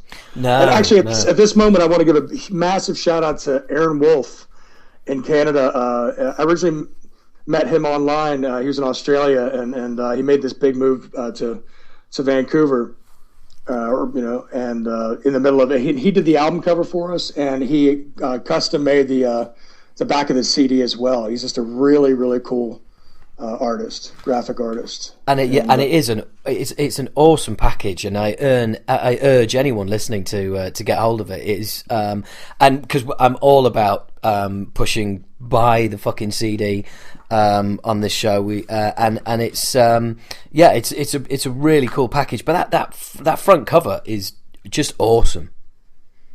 Yeah, that was actually I was trying to find something. At first, I was racking my brain trying to find some cool cover art, and I've always thought it's worthwhile to have something decent, especially not having put something out in a long time. I was like, man, we really got to do something, find something good. And I was fortunate enough to find the piece nearly finished, and he did some cool edits to it and altered it a la King Hitter, and then there it is, you know. Very cool. Right, so that's actually it comes from an original artwork somewhere else, and it's just been slightly. It does. I was always a big fan of the whole Suicide King thing, and I felt it tied in well with just the theme, you know, on the record as well. You know, big King Hitter, obviously, and then Suicide is the retirement plan and all that. It just seemed, I was like, you know, it's like that'd be really cool to find a cool version of the Suicide King, and that came up. I searched far and wide, and I found him, and just the nicest guy ever. Got a hold of him, and he got right to work and made some small minor alterations, getting the old KH logo in there on the scepter, and off we went. And then he custom did the back cover, which is called the Angel of Death. Basically, that was made for us from scratch. Oh, that's very cool. So is that hanging in someone's house? Yeah, in his house. I don't have it. I'm sure if I asked him to send me a copy, he would, of course. But it's something I plan on having, getting both prints, you know, massively printed out on big posters. Actually, the posters is. I'm about to receive those from Paula, so I'm excited about those as well. Oh, right. Well, thanks for telling me that, because I'm gonna be on to Paula for one of those. Yeah, because they are very cool. I would like either of those hanging on one of my walls. Awesome, man. That's so cool. No, they are beautiful. I mean, I've got a lot of crap hanging on my walls, but I do like my art, and that both the front and back cover are both uniquely powerful in different ways. They're really, really cool. Very nice. And I'm gonna have to try and get hold of, or at least have a look at some more of his work. Is he like online? Yeah, absolutely. If you go to A Wolf Illustrations, first name being Aaron, but I believe. Let me see. I'm in front of my computer. Yeah, me if you go to all one word, A Wolf Illustrations. Hey, I tell you what. How's this for an interview? Two guys use the internet. Two guys use the internet while everyone else listens. Very exciting, guys. Yeah, this is great. Yeah, this makes great radio. Great radio. So A Wolf, and is that wolf with an E? No, wolf, just like the animal, like the beast. Right. Okay. Yeah. A Wolf Illustrations. Okay, brilliant. All right, I'm going to put that in. Yeah, incredible stuff there. Please, people, check him out. Support him. Yeah, absolutely. Good man. Good yeah. man. Cool. Funnily enough, when you were talking there earlier about how cathartic lyric writing is, and that whole kind of the whole sort of creative process, it's I kind of feel like you do. Did you realise you were missing it in those years where you weren't doing anything other than your day job and stuff like that, or did it hit you when you came back that, wow, this is, I've really missed this feeling? I of course I missed it, but you make adjustments and you power on and you do your thing and you find other fun and cool things to do. Hopefully, right? Yeah. But hopefully one does. But I always life would kind of the embers were still glowing a little bit all through the years. We do just a very infrequent local gigs, and that kind of kept me going a little bit, but it just wasn't enough. And when the opportunity presented itself, I just launched myself full force, full body into doing the King Hater thing, because yes, it just wasn't enough to just do it rarely, just a few times a year. That's right. Wasn't enough. Yeah. So no, I absolutely, it's something I need, like eating and breathing and sleeping and all that stuff. So absolutely, it's really important to me. So you were getting by on little bits of methadone, but now you're back to the full on heroin. Yeah, I'm fully immersed in the junk, man. Yeah. I'm mainlining the metal. That's it. Yeah, back to metal. It's no, I know the feeling. I mean, I once Acid Rain finished, I moved to London, and I've been doing stand-up comedy for 15 years. Really? Yeah. That's so cool. Yeah, it's been an adventure, believe me. But even so, the metal comes calling 20 years later, and you just cannot resist. No, you can't, man.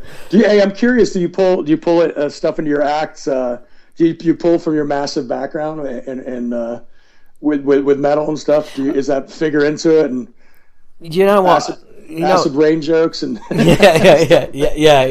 Lots of in jokes for no one to get. Right. Yeah. Now, I'm to be honest, the main bit of comedy that I do is actually a character who's an old Yorkshireman. So it doesn't really kind of translate that much to my thrash metal background. But I am looking at doing some spoken word stuff, and ultimately, you never know, maybe even take this podcast on the road, and because it's called Talking Bollocks, which is basically what I do all the time. So I'm right with you, man. I'm right there with you, rambling on.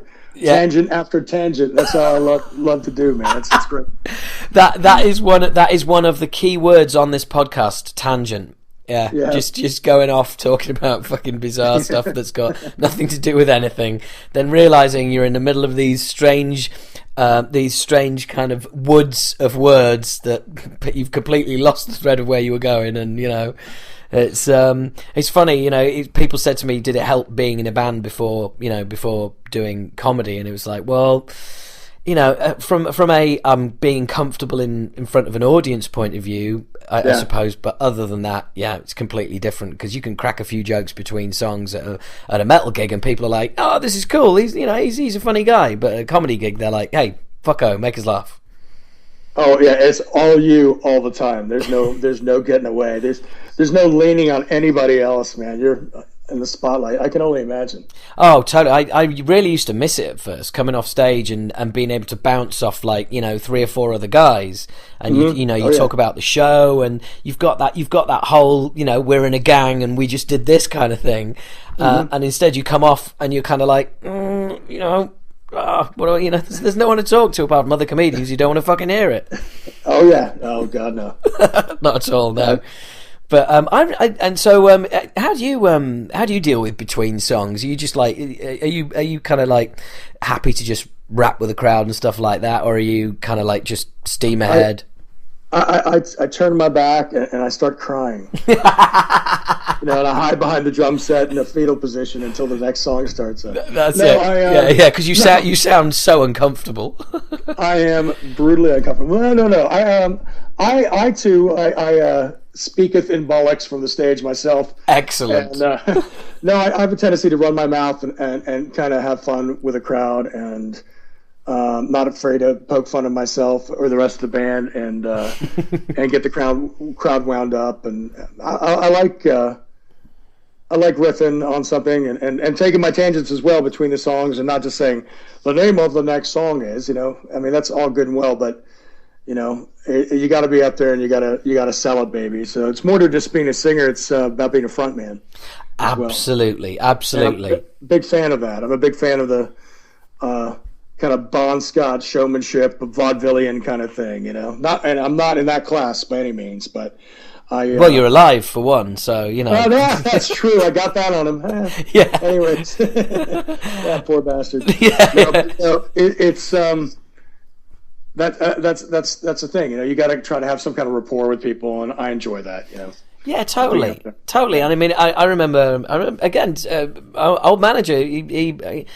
He actually said a lot of cool shit, despite the fact we hated him at the time. But one thing he said was like, he said the best frontmen are the ones that you watch and you think, when you're watching a gig, you think, God, I'd love to go for a beer with him afterwards. Yeah, exactly right. Exactly right. And they often do. Yeah, yeah. I often force the crowd to buy me beers afterwards, so they don't have much choice in the matter. Yeah, absolutely, absolutely. I bet you you used to hang out at the merch stall and stuff as well, didn't you? After shows and before show. That's me. And that's the thing too. I'm not one to go hide. First off, I do like to go peel off the, 15 pounds of sweaty, wet, soaked clothes that I'm wearing, and then absolutely get a little bit more. Comfortable and then go out. But oftentimes you can't do that. But no, I'm, the scoofy and silly as it sounds, the crowd makes you.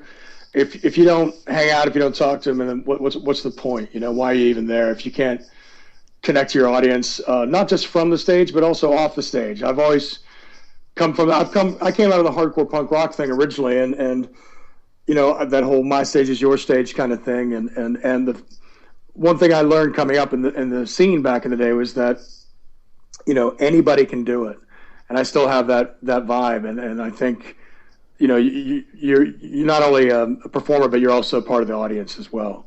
So you break down that barrier, and you go out there and get to know people, and it's awesome. I mean, who wouldn't want to hear how great they are? Yeah, absolutely.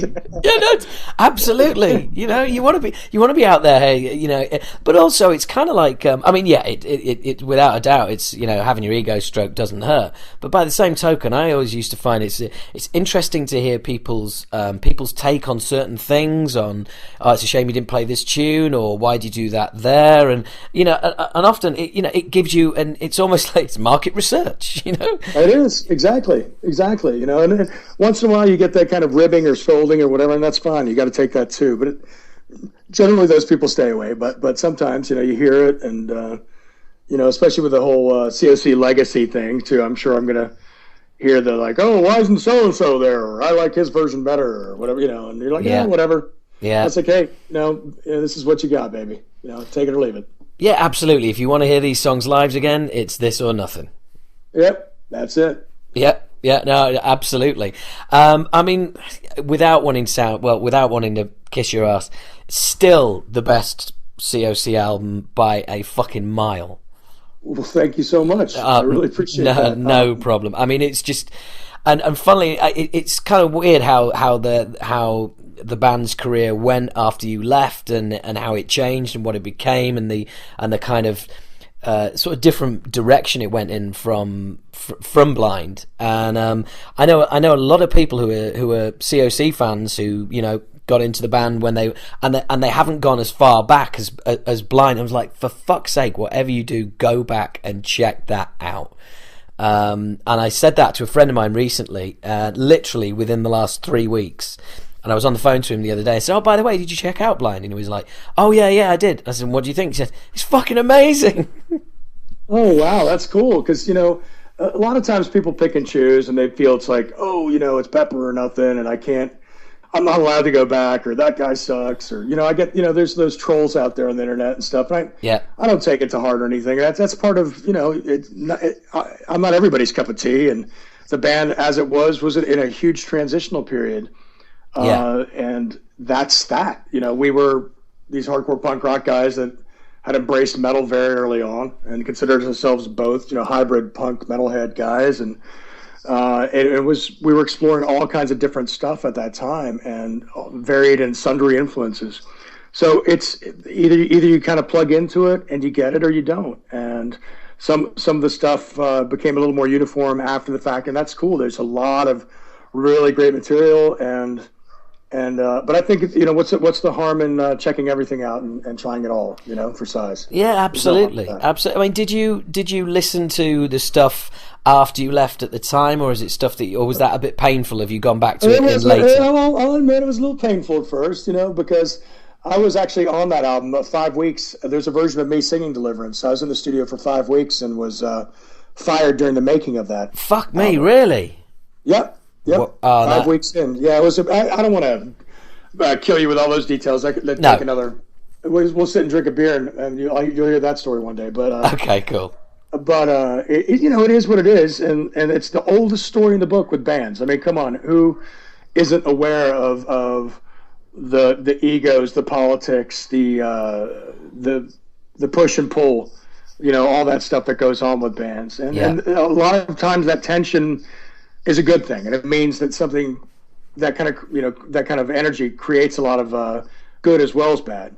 Yeah, and I think there was a lot of good that came out of it, and here we are now. You can't change the past, and there's no use crying over spilled milk, as they say, and I'm just glad to be where I'm at, and thankful for all my past experiences, and so glad to have something to sink my teeth into right now. Yeah, no, absolutely. Look, without wanting to go, but I'm just really interested. Did you ever get a copy of Deliverance, or at least the work you did on it? Did you ever? No, no.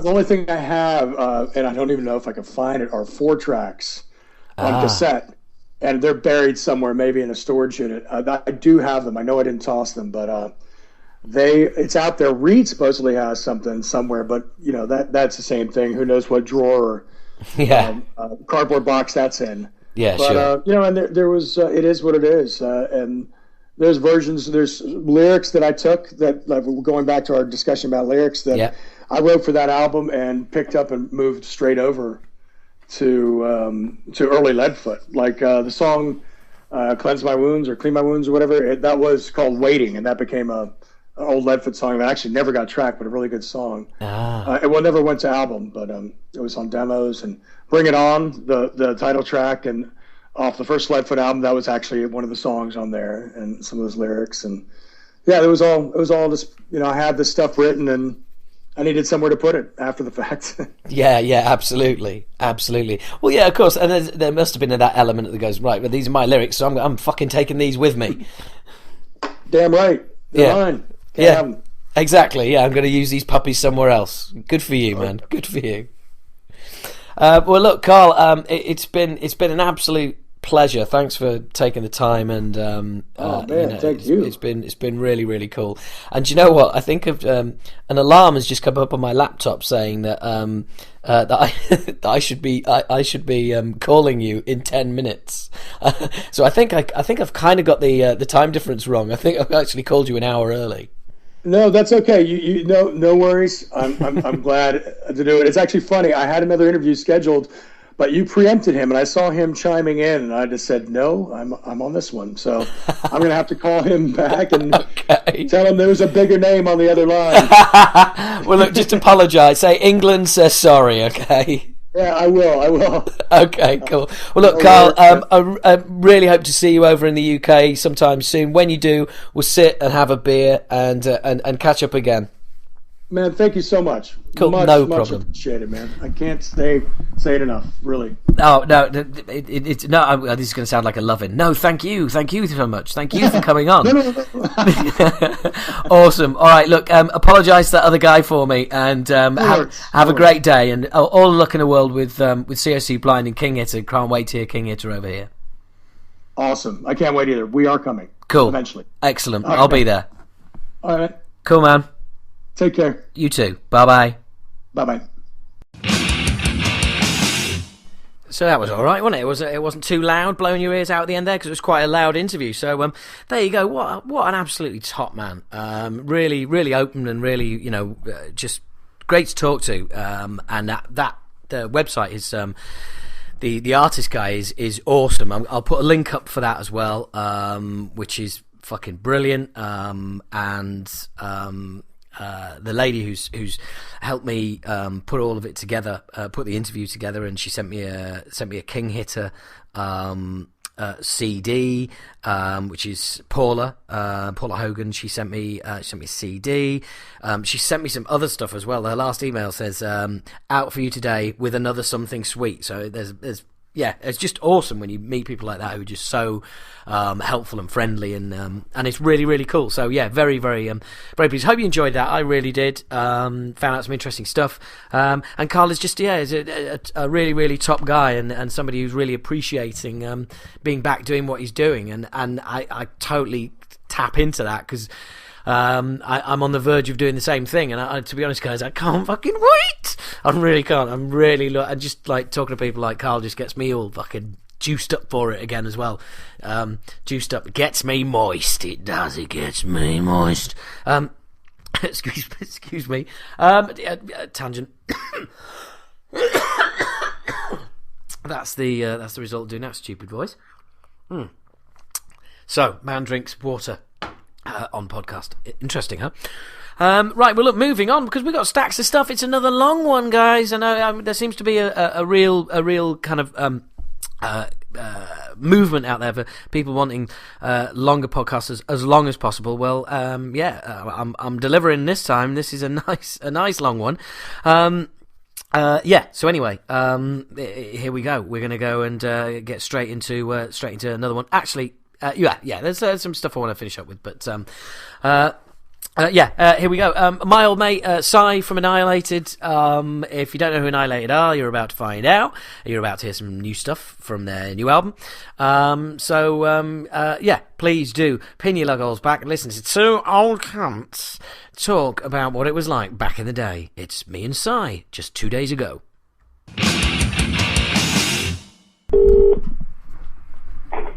Hello, mate. Hello there. How's it going? Bloody hell, you sound rough. No, I just coughed halfway through. Right, okay. It's been a couple of decades. Oh, hang on. I've lost you there. No, hang on. Don't know why, but I've just lost. Oh, right. You there? I'm there. Hey, that's. I'll be leaving all of that in. Well, it's all class stuff, isn't it? Really, you know. Yeah, well, you know, real life situation. well, this is always a bit of a calamitous fucking podcast. I think people who listen regularly must wonder how we ever get to the fucking end. So I've done a 3-hour stint on the Bierman show. I know what it's like.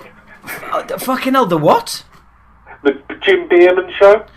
Oh right, I don't think I'm aware of that. What's that? Jim Bierman, the guy who organises Biermageddon. Right, okay. Yeah, his top rock radio show. It can get a little bit chaotic. I did 3 hours on there one night, and we all got a little bit pissed. 3 hours? What did you do for 3 hours? Just playing tunes? Played about 6 songs and talked the rest of the time. Brilliant. Fucking hell, they better not get me on there. That show will just be like 10 hours. He's a good man. A good lad. Cool. Well, yeah. So you must be doing a shitload of promotion at the moment for the new album. Yeah, we've hit a delay. There's been a problem with the manufacturing of the album, so everybody's bought box sets have had download code sent to them so they can download it, and the physical stuff will be with them as soon as possible. Yeah, we've got a new video launching tonight that should come out at some point today. We're just waiting for that to be cleared, and that'll be done. Got the tour coming up in May, some festivals and that over the summer, and then hopefully some more gigs at the end of the year. Fucking hell. And I was just thinking, you said like, we've had problems with the manufacturing. I was thinking, like, really? What, the manufacturing of the MP3s is fucked up somehow?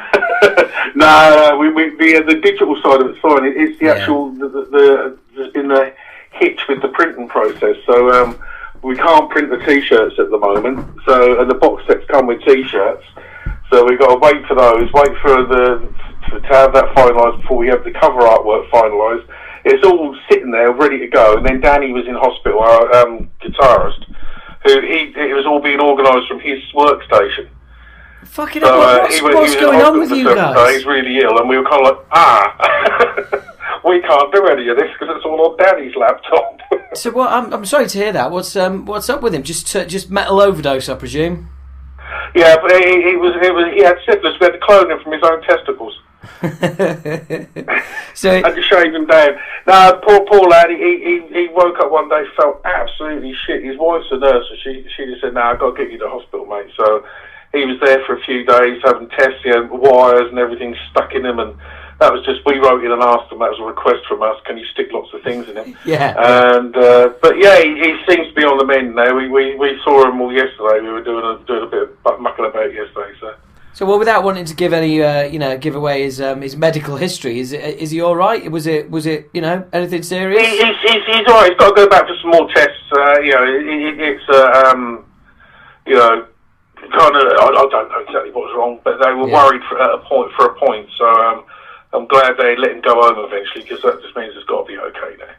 But yeah, he still feels a bit rough, but it will shave him. It'll be fine. Well, yeah, and for anyone listening, the NHS does look after people when they really need it. Unlike Mike Portnoy, you cunt. Yeah, absolutely. Yeah, there was none of that. He was ill. They sorted him out. Yeah, none of this. Well, look at me, I'm a star. Yeah, he wasn't tweeting from his bed then. No, he did he did do a couple of pathetic photographs of him looking really ill. That's more like it. Unlike that, so, what does Danny do in the band, by the way? He's the rhythm guitarist. Does a little bit lead. But he's also our producer. He runs HVR Studio. He's produced Lock Up and Criminal, Pentagram, Chili, Eastern Front, all that sort of stuff. Right, okay, so basically the main man. He's a good man. Yeah, well, we'll give him my best. I hope he's back on firing on all cylinders soon. He better be. We're on tour in 3 weeks. Fucking hell, yeah, you're away in Europe, aren't you? Yeah, we're off to Germany and Holland, and then back across to do 6 days in the UK. And then we've got a break because Danny's off doing some stuff with Criminal in South America, I think. Yeah. And then once he's back, we're off to Scotland, Spain, and we're looking at some Scandinavian stuff, if possible, over the winter, and then maybe hopefully some more UK gigs around November, December time. I love that. Yeah, we're doing Scotland, Spain. Yeah, that's 2 countries right next to each other. You want to make sure you kind of like ease. Yeah, we've got a break between there. yeah, exactly. And doing Scandinavia in the winter, you are fucking gluttons for punishment. Now our first proper gig back, was in 2010, and that was in Oslo in January. Right, nice.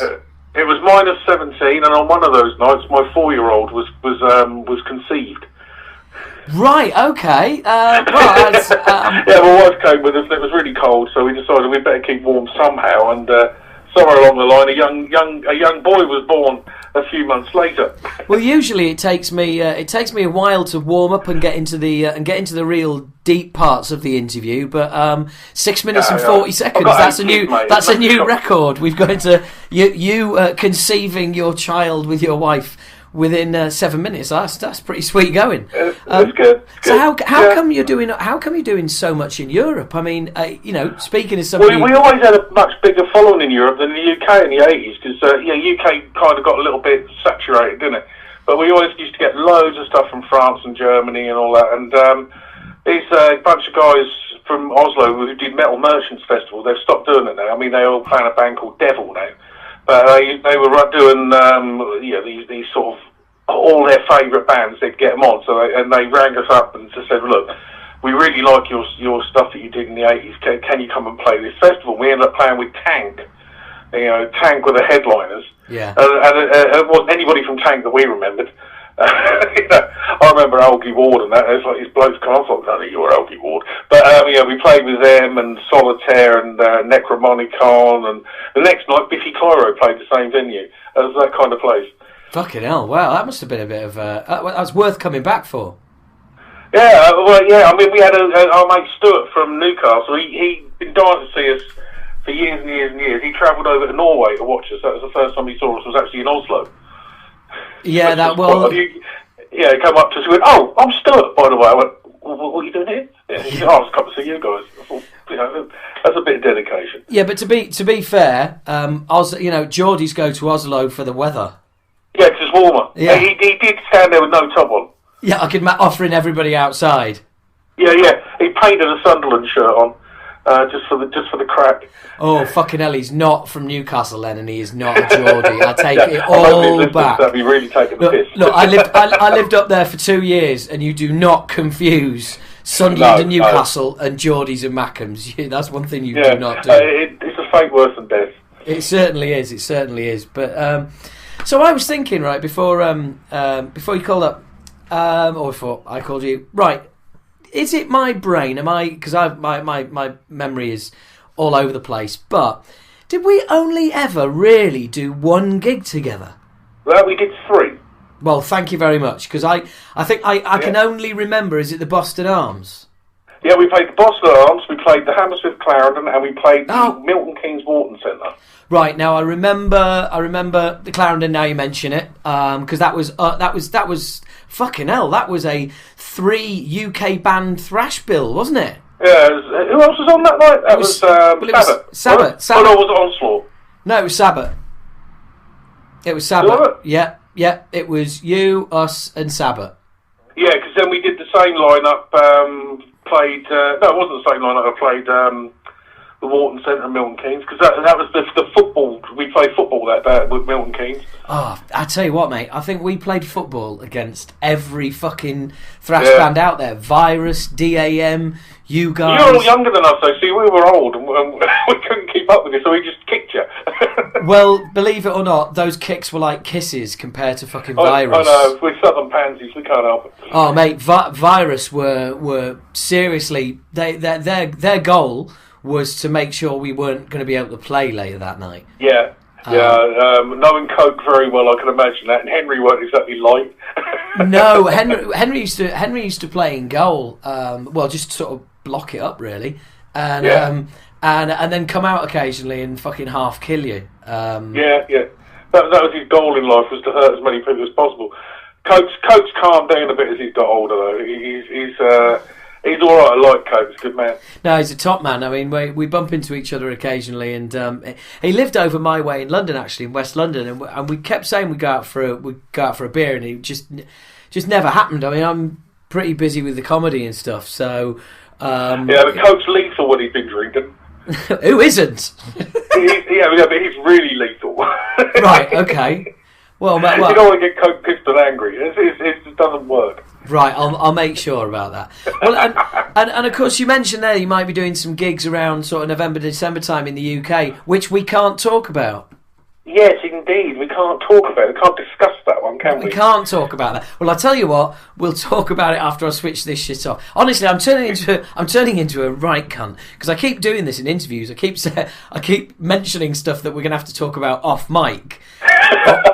Or then coming back on and saying, "Oh, we've just been talking about some really juicy shit which we can't say on air," and it's just, I think people are going to be like, "For fuck's sake, I'm going to stop listening to this twat." Because it's just getting them all teased up, isn't it? Well, I suppose so. But so anyway, look, I listening to the new album, which I have, it's. You've kind of gone old school, new school production wise, haven't you? Yeah. We reached with the last album. We kind of went as far as we could with that lineup, and with that direction. We thought, right, let's try something just a little bit more risky, a little bit more vicious. And as I say, Danny's produced Lock Up and stuff like that, so he knows how to get a modern sound. Yeah. But we also wanted to make sure it was as warm and analogue-y as possible. So, I mean, all the drums are live, apart from triggers on the bass drums, which everybody uses anyway, just to make them more defined, but everything else is live.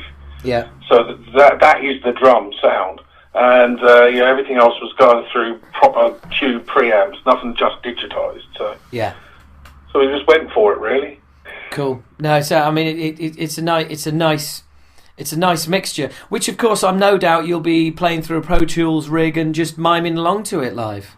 Oh, of course. Well, that's the plan. Yeah, we're all starting to practice against the click tracks, and we're away. No, if I had to play it on a click track, I'd go wrong. I can't keep in time. That takes me sort of 15 takes per song.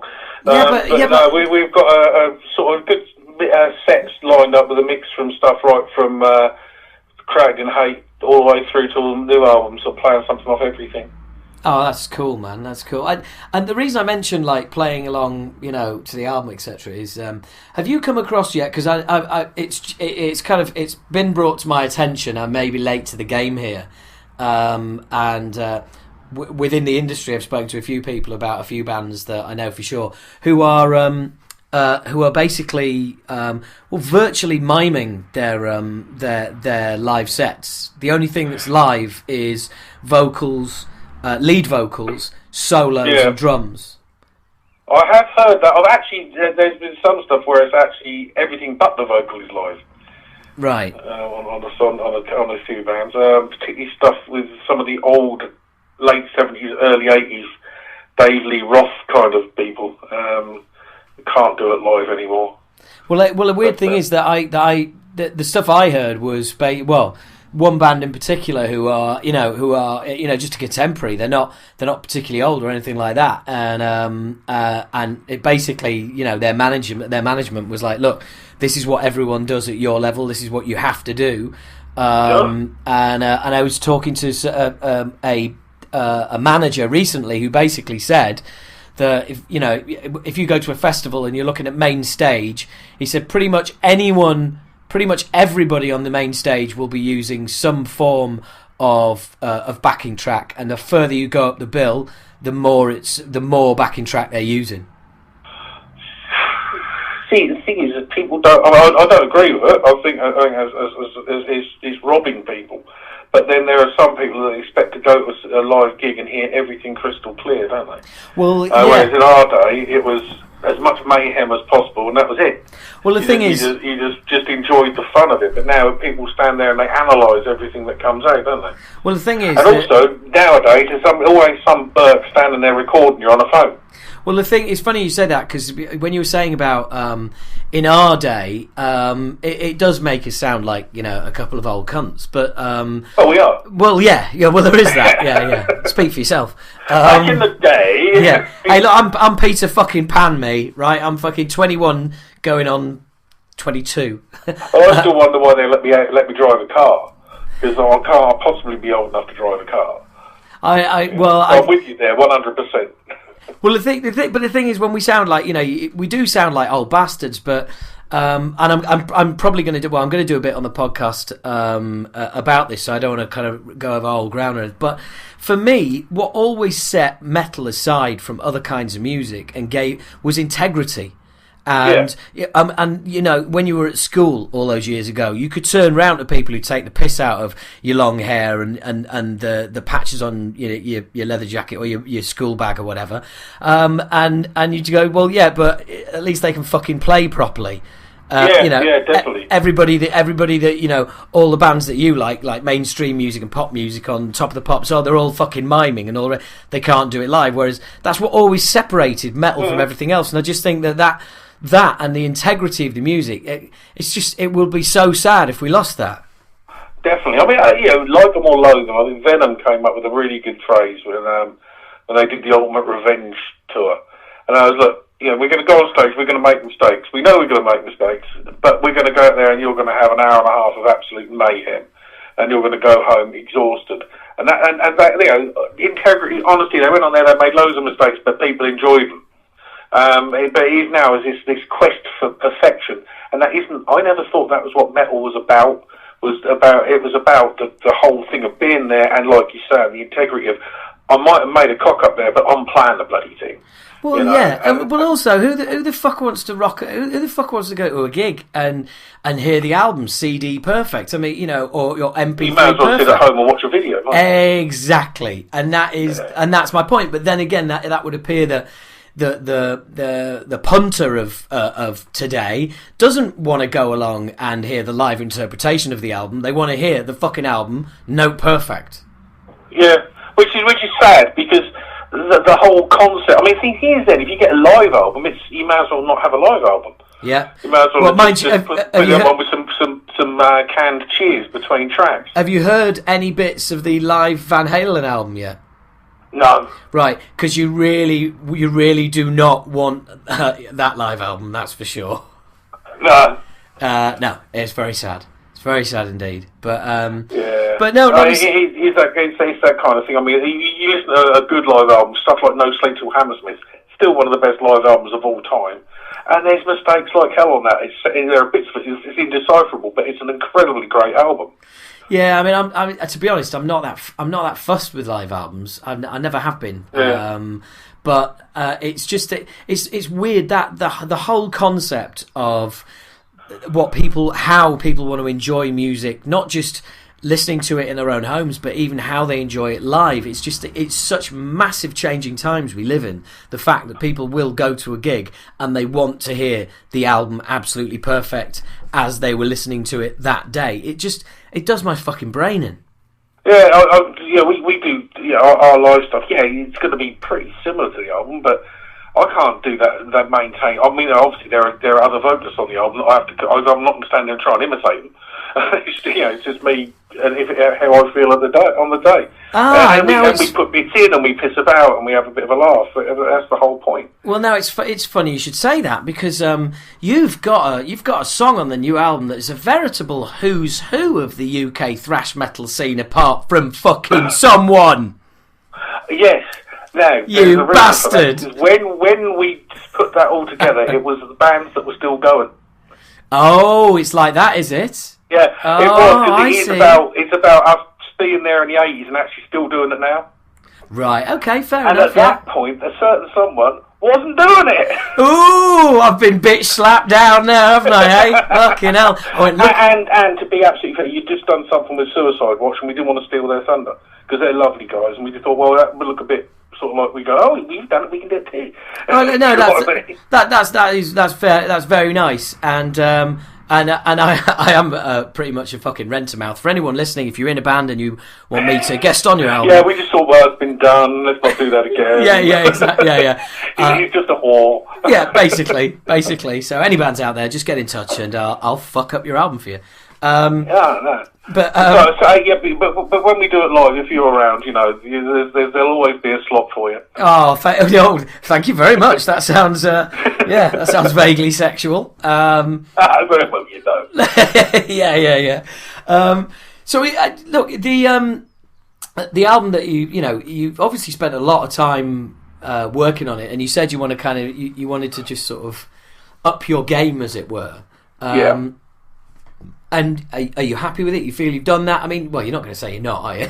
No, but absolutely honestly, I mean, even when that came out in 2013, it was a concept album. It was quite introspective. It had quiet moments. It was very overtly political, and it even had performance pieces on there that weren't even songs. And we thought, right, we've done that. Been that. I don't want to do it again. So let's do something that's absolutely stripped back. Songs, bang, bang, bang, bang, punch you in the face for 2.5 minutes, and leave you wanting more.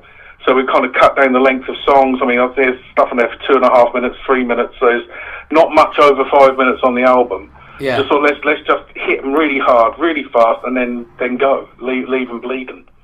Yeah. I think we've done it. I think that we've kind of managed that.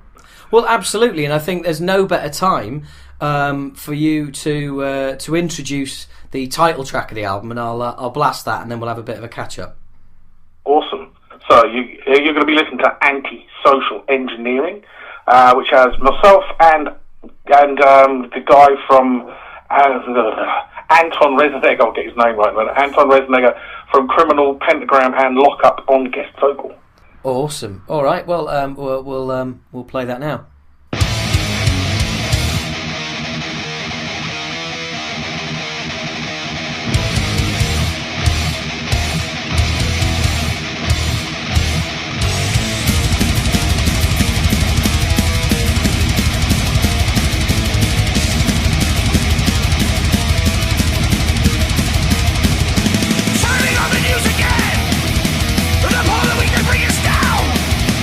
Look upon the underclass.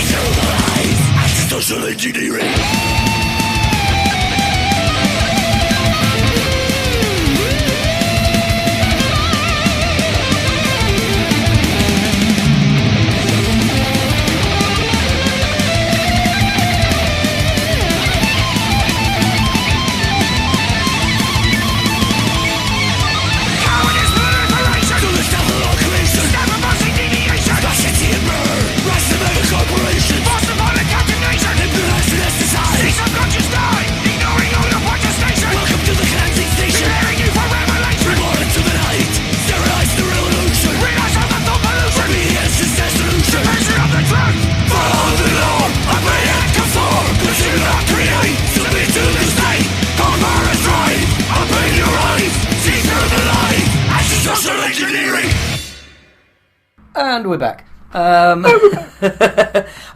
20... Back in the room. Yeah. Back in the room. 22 minutes. I'm just trying to remember. 22 and a half minutes. That's where I've got to put the edit in. Right. So I mean, you guys, as you said, you're kind of bigger in Europe than you were over here. And you've kept going pretty solidly. How long were you kind of defunct for?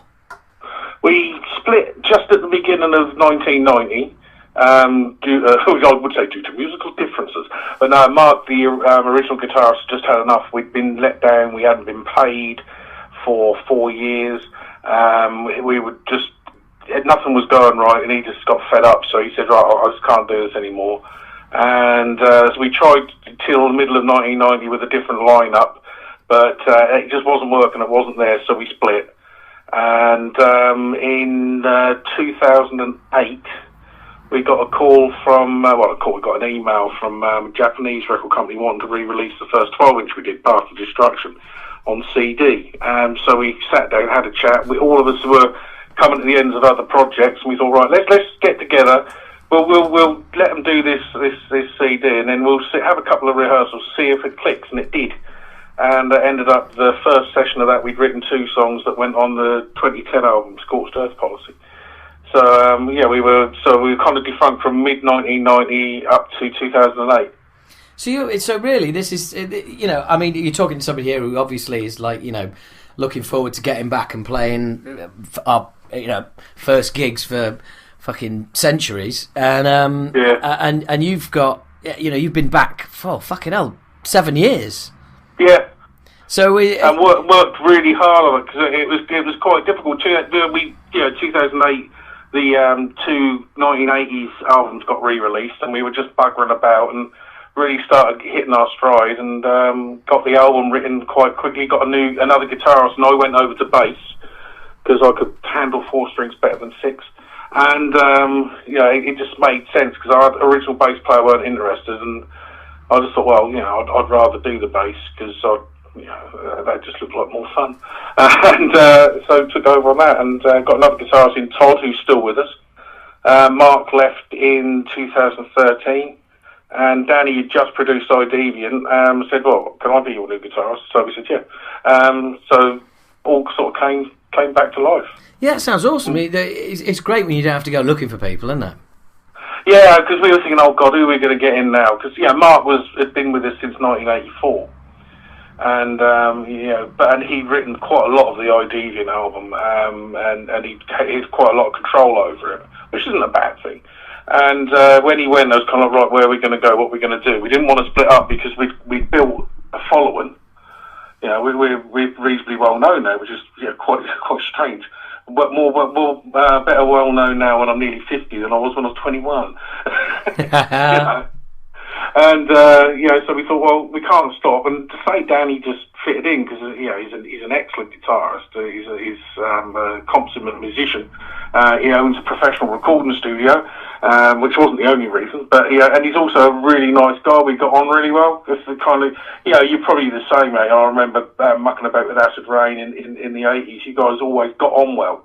Yeah. It was like being mates, and that unlike some bands where someone's drafted in because they're a good vocalist, but then we don't like him anymore. We don't like him as a vocalist. Let's get someone else in. We didn't have any of that. It was like, actually, you might not be the best bass player in the world, but we'll stick with you because you're our mate.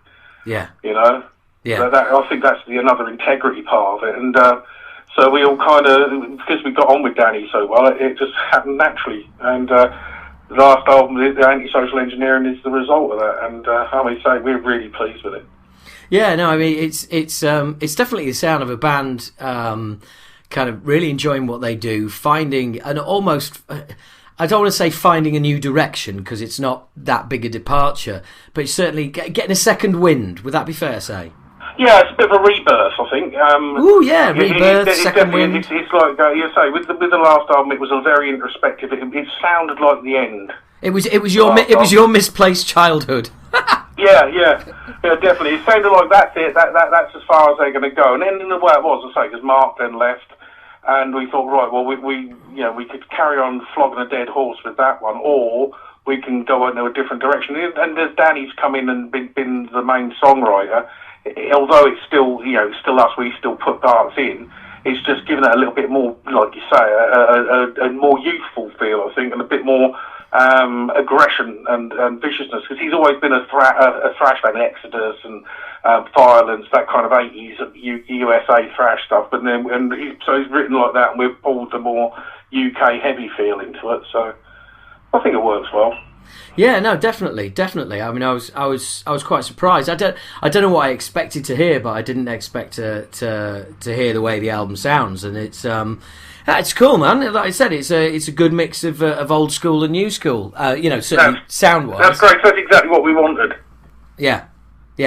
Well, the thing is, you can't just stick to the old ways anymore. As much as I was talking to a producer recently and saying that ideally when we go back in the studio, which we're hoping to in June, I just want to put one song down so people can hear the new sound and the new guys in the band.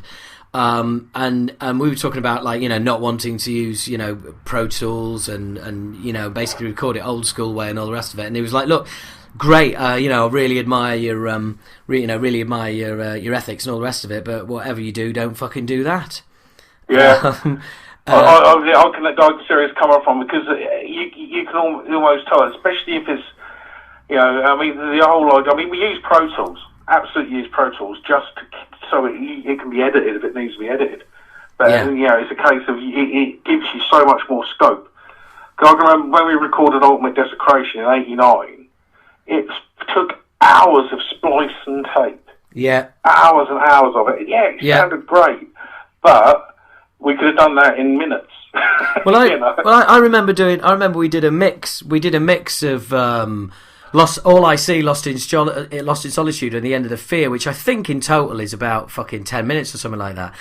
And to do a mix on that, you had 16 tracks, and that means you've got 16 faders, and you've got they nearly all change apart from the sort of drums. You've got like little solos are going to come in here and little bits and literally you have to plan all that out. People just wouldn't fucking believe it now. If you're listening and you don't believe it, it fucking happened. No, tell me about it. Yeah, and you'd have to write it all out, wouldn't you? And then the whole band would help mix the fucking song. Yeah, we've done that. We go, right, I'm on faders 4, 5, and 6. Yeah. I'm down this end. You're down that end. Right, okay. Yeah. Move this up, and you've written little chalk marks where the fader's got to move up and then move back down to. And then the sheer delight and when they invented motorised desks, flying faders. Yeah. We watched the faders go up and down. It's like, oh my god, there's a ghost in the room. It's a poltergeist. I know. It was, kids don't know they're born nowadays. And we're back to a couple of old cunts. Yeah, but if you think about it, I mean, what we us guys produced in the 80s. I don't know if you've listened to Cremated 3 Minute Warning album. No, I haven't. No. It's a great album. It's got a better production sound than we had in the 80s, and it was done in Pete's bedroom. Yeah, I know, it's insane. In his bedroom. It's insane. And that's the whole difference you get now. Yeah, absolutely. By the way, I need to thank you, without giving anything away, I need to thank you for putting me on to who is now Acid Rain's bass player. Good man. Thank you very much for that. I mean, the weird thing... No problem, he deserves a good gig. Well, the weird thing is, instead of being stuck in that shit band he's in at the moment, the one thing that I was kind of like, I was struggling for filling the bass position, and thought, God, there's got to be somebody out there, and just one day I just looked at my phone and I thought, right, there's got to be somebody in here that is going to be able to steer me in the right fucking direction. And I just scanned through my phone really quickly, and I got all the way down to S, saw you, and thought, he's bound to know someone. And that was it. That's as difficult as it was. One message to you, one suggestion from you. That was it. Job done. So nice. That's how it works, mate. I knew that he needed a band, and I thought, well, I know he's good. Yeah. And I know he loves your stuff. Yeah. So he kind of sort of dovetailed quite nicely, and I knew he'd suit you guys live as well. Well, it's got a great look and a really good attitude. No, it's awesome, mate, and it's it's a match made in heaven. You're a sort of heavy metal bass dating agency. I am. I've started. I'm gonna start charging next. Yeah, anybody who wants to join my website for £10, and we'll promise you a bass experience you'll never forget. Yeah, or a debasing experience you'll never forget. yeah, one of the two. So, have you got any gigs lined up with any of the old school bands? You got because I know have you played with DAM? Yeah, we played with DAM a couple of times. Lovely fellas that they are. Yes. I think. Are they? Did they say? Is it me? Viruses in Spain. We're playing with Virus. Is it me, or do DAM sound better now than they did back in the day? A lot better. Yeah. Jace's vocals aren't as whirly twirly. I mean, his vocals are much grittier now. Well, I think as happens with us all, as you get older, you're not as high, but your voice has filled out and settled. Well, the rest of you's fucking filled out as well. But I can't help that. But your voice is filled out and it's kind of found its natural place in the world. If you think when we were shrieking our nuts off, it wasn't that many years after our voices are broken. That's true. That's true. And it makes all of the difference. That's why we all wore tight trousers to keep it up there. Well, I remember recording Obnoxious, and Stilly Harris, the producer, had a Clark Technic graphic in, and he had it set up, and Colin Richardson came through the studio, and he goes, Colin, he goes, have a look at this graphic, and he goes, oh, right, he goes, what do you think that's set up for? What do you think I'm using that on? And he went, bass? He went, no. He went, some of the drums? No. Guitars? No. Well, it can't be vocals. Yep. And it was it's different now. Yeah, it was to fill my voice out. It was to fill the bottom end of my voice that just wasn't there. Yeah, it's there now, but it wasn't there then.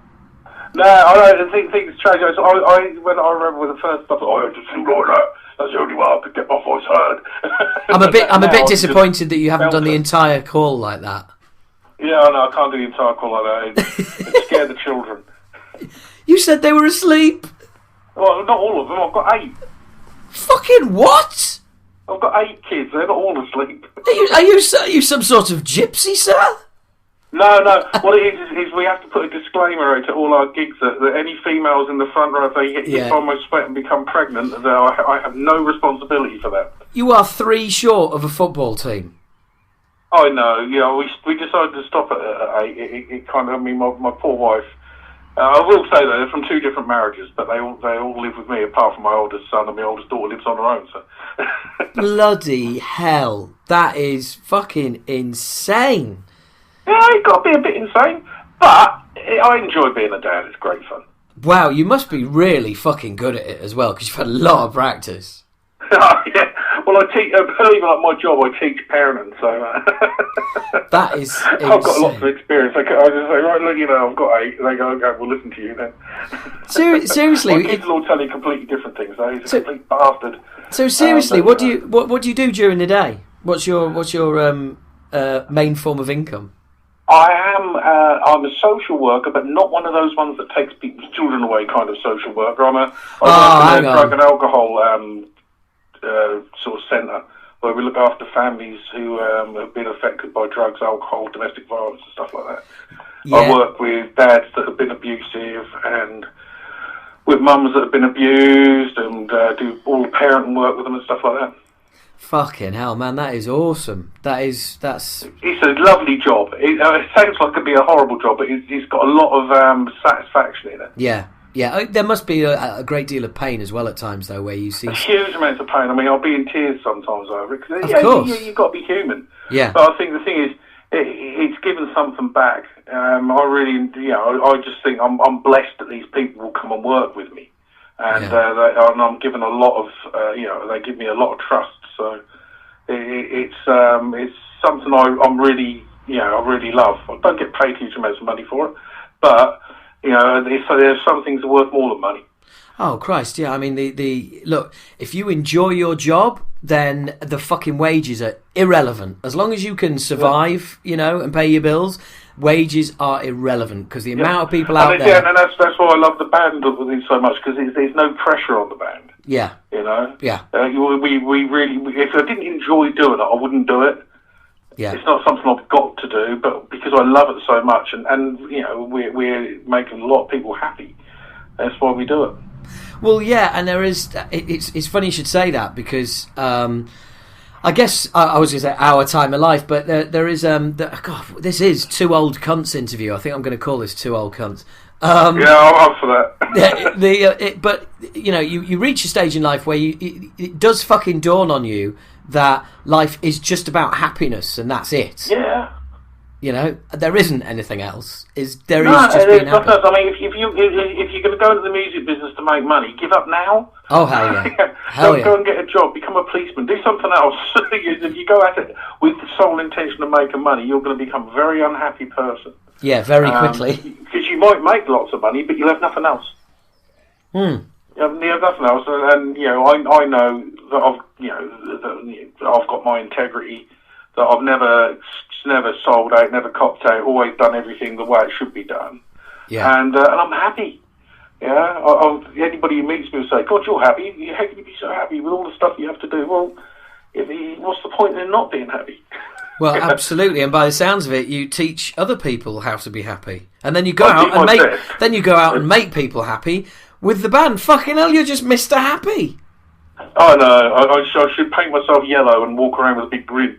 Well, either that or just fuck your kidneys up so badly. Back in the day when it was all trendy to be sort of quite morose, it's just like, why bother? You know, I'd rather be who I am and just get up on stage and kick some ass.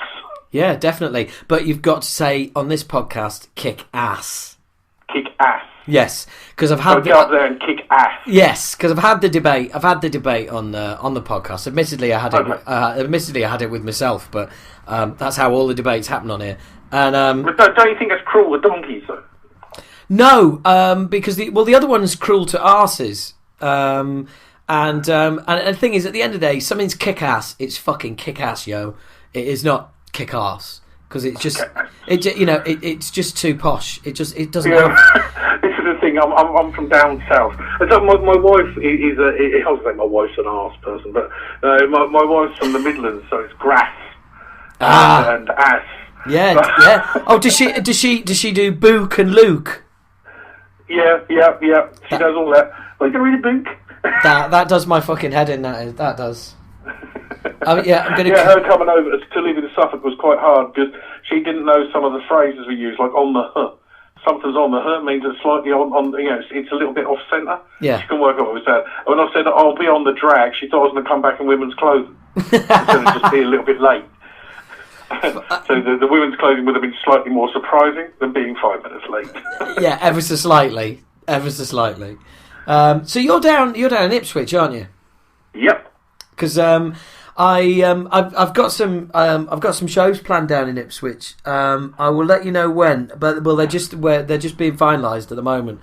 But awesome. Myself and Keith Platt should be coming down to Ipswich to show you all what's up, motherfuckers. Oh yeah, well I shall be there. Cool, man. Well, look, let's wind it up there. It's been an absolute pleasure. It has been indeed for me too, mate. It's been great to catch up with you. Yes, sir. And what dates what are your UK dates coming up? Do you want to give me a plug? All right, we've got, he says, thinking about this carefully, on the 13th we're playing 13th of what? Chelmsford. 13th? May. Right, okay. 13th of May we're in Chelmsford. No, sorry, 12th of May we're in Chelmsford. 13th of May we're in Wakefield. 14th of May we're in Birmingham. 15th of May we're in London. Woo! At the Black Hart. 16th we're in Ipswich. 17th we're in Norwich. And then that's us done until June. Right, well, get us on the guest list for London. I shall do that. Good luck with the Wakefield gig. What a shithole. Oh, Snooty Fox, you can't say it's a shithole. It's a classic place. No. Wakefield. Yeah, Wakefield itself is a land of opportunity. Yes. For those carrying bricks and petrol bombs. That's it, yeah, absolutely. We've got some mates up that way. We've got Vindicator UK playing with us. And we're on the tour with us. We've got the Outside from Berlin, who are a really good technical kind of thrash band. So. Oh, cool, man! That sounds awesome. So we're doing the German leg with them and bringing them back for the British leg. Well, I look forward to seeing you down in London. Drop me, make sure I'm on the guest list. I shall let them know. Good, because don't think I'm paying to get in. I say, would we ask you? Brilliant. All right, look, Sykes, great to speak to you again. I'll see you next month. Take care, mate. See you then. See ya. Cheers, man. Bye. Bye. And that's my old mate Si from Annihilated. I hope you enjoyed all that. For your old schoolers, a bit of old jabber from back in the day. As you might have known, I recorded that up north where I am at the moment, actually. And I recorded it in the porch. So that's why you might be able to hear cars driving past occasionally. So yes, sorry about that. That's it. But you've come to expect the fucking unexpected with this, haven't you? Anyway, amazing stuff. 8 kids. Looking after 8 children. Wow, that's a job. But then all the stuff that he does with disadvantaged people and people struggling with drugs and alcohol addiction, that is truly amazing stuff. It really is. And so I'd imagine a lot of people listening have had their various struggles from time to time. And wow, what a top guy. We did actually then. That was a bit staged. We actually stayed on the phone and had the conversation that we couldn't have on air. And I do apologise about that. And for any of you who think get a bit frustrated with it, I can appreciate that. I really can. But it sort of comes with a package. I don't censor myself. I don't edit, as you know, and all the rest of it. And I try and keep this as real as it is. And I'm afraid that is just me. But when I can, I will come through. And when it comes full circle and things come out that I can't talk about now, but they come out, I will tell you that this is what I couldn't talk about back then. So now you know. If that makes sense. If you followed that, then you're a better man or woman than I. But you know what I'm saying. When stuff does come out, I will actually, I'm going to be able to tell you, and I will say, by the way, that's what I was talking back in the day with Si about and stuff like that. Anyway, fucking hell, talk about convoluted. Just finally finishing off, I saw the Van Halen clip of. That is just fucking weird. If you haven't seen it, Van Halen playing on the Ellen DeGeneres show and also on the Jimmy Kimmel show. It's fucking embarrassing. I mean, Roth is hardly singing. He was never the greatest vocalist, but he's an awesome frontman, and he got by. He was great. But it's just like, I don't know, he's just like he's been on the fucking happy pills. It's embarrassing. And I don't know about Eddie Van Halen's playing, but Eddie, as a parent, what the fuck are you letting your son doing, just turning into a big fat fucking slob on the bass? I mean, he's just fucking, oh, jeez, the guy's got 18 chins, for fuck's sake. I mean, bass players can be a bit podgy, as can drummers. Don't know why, comes with the territory. Don't shoot me, don't go shouting at me, it's not my fault, that's just the way it seems to be. Yeah, it's the old people who can't handle six strings and the guys who like to hide behind the pile of wood. Don't know what it is, they seem to like the pies. But Jesus fucking hell. One guy is getting all the pies on that tour. Jesus, the rider is just pies and it's just Wolfgangs. I mean, imagine, you've got a name like Wolfgang, yeah, and you're carrying around 20 extra stone. Fucking hell. That guy has some issues, but hey, whatever. Not that I want to judge anyone just purely on their size. Fuck it, who cares? Jeez, if you're offended, whatever. What can I do about it? You could lose some weight. Anyway, and finally, the Butcher Babies. Don't know how much of these guys you've seen. They're basically girls who like to perform with just tape over their nipples, not doing female in metal any favours whatsoever. And they've come out and said, well, we want people to either really love us or really hate us. Well, guess what, guys? It's the latter. Yeah, you're just dragging the average down. You're doing women in metal, in fact, music in general, no favours. Women in general, no favours. Please just pack up now, because you're a fucking waste of skin and bones. There you go. Never one to shy away from an opinion, as one of the recent reviews of this podcast said. Well, there it is. There is my opinion. And also, Nightwish. I mean, fucking hell. There's a woman where you want to say, why the long face? So Nightwish and their horse-faced singer. Sorry, no, that's wrong. The reason I mentioned Nightwish is they recently released a 15th pre-release video clip. 15 video clips prior to the album coming out. Just fucking, 5 or 6 maybe, but that's just fucking ridiculous. And while we're talking about it, Floor Jansen, for that is her name, yes, her first name is that thing you walk on. Floor Jansen has said it's about time people stopped referring to bands as female-fronted. And the debate that took place on Blabbermouth, the comments below, were at times utterly hilarious and at times utterly Neanderthal. Both men and women just making fucking idiots of themselves. One woman claiming that women deserve respect because your mother was you were born from a woman, so therefore, it's tenuous at best. But to be fair, she was a lone voice. There was just a lot of really dickhead comments in there. Some very funny, I have to admit. I don't know. Do we need to stop referring to bands as female fronted? I don't know, and there was a lot of guys there saying, "Oh well, it's a warning. People want warning that it's a woman fronted," and I think that's bullshit, really. I don't know. Do we or don't we? I genuinely, I'm kind of like, I'm just a little bit in the don't know comment. Which actually, no, guys, it's not like me, is it? No, this is a bit of a depressing end to the podcast. The one person who has an opinion on everything turns out don't have an opinion.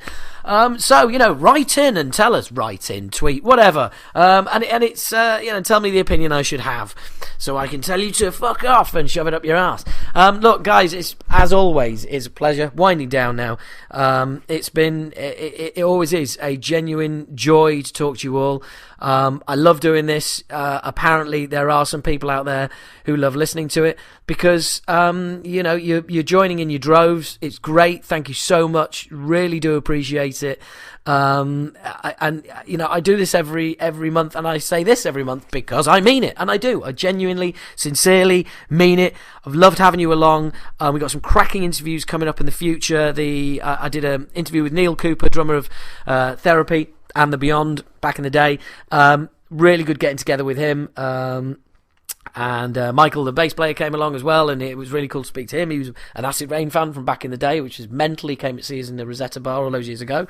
And finding out that, artists that you really like actually sort of came to you and really like the stuff you did is fucking amazing. So that was a great time. And it kind of got curtailed. It turned into sort of beers because their producer turned up and the bass player turned up. So anyway, Neil and I are going to finish off that interview over the phone when they get back from tour. So that's going to be a 2-part interview, and that's going to come up later in the year or whenever I get my shit together. Look, there's great stuff coming up. Please spread the word. At gigs, shout bollocks. Bollocks back, talking bollocks. Go into your friends' tablets, go into your friends' phones, and open their podcast app and subscribe them to Talking Bollocks. If they've got an iPhone or an iPad, just chuck it in the nearest river or something like that and say, sorry, but Talking Bollocks, Howard H. Smith told me to do it. Tell him I sent you. Guys, it's an absolute pleasure. Thank you very much for listening. And finally, the final track for you to listen to. This is from the Antisocial Engineering, the new Annihilated album. Rounding off a really enjoyable podcast to do. I hope it's as much fun listening to as it has been to do. What a fucking cheesy cunt. Enjoy Torn by the Tooth.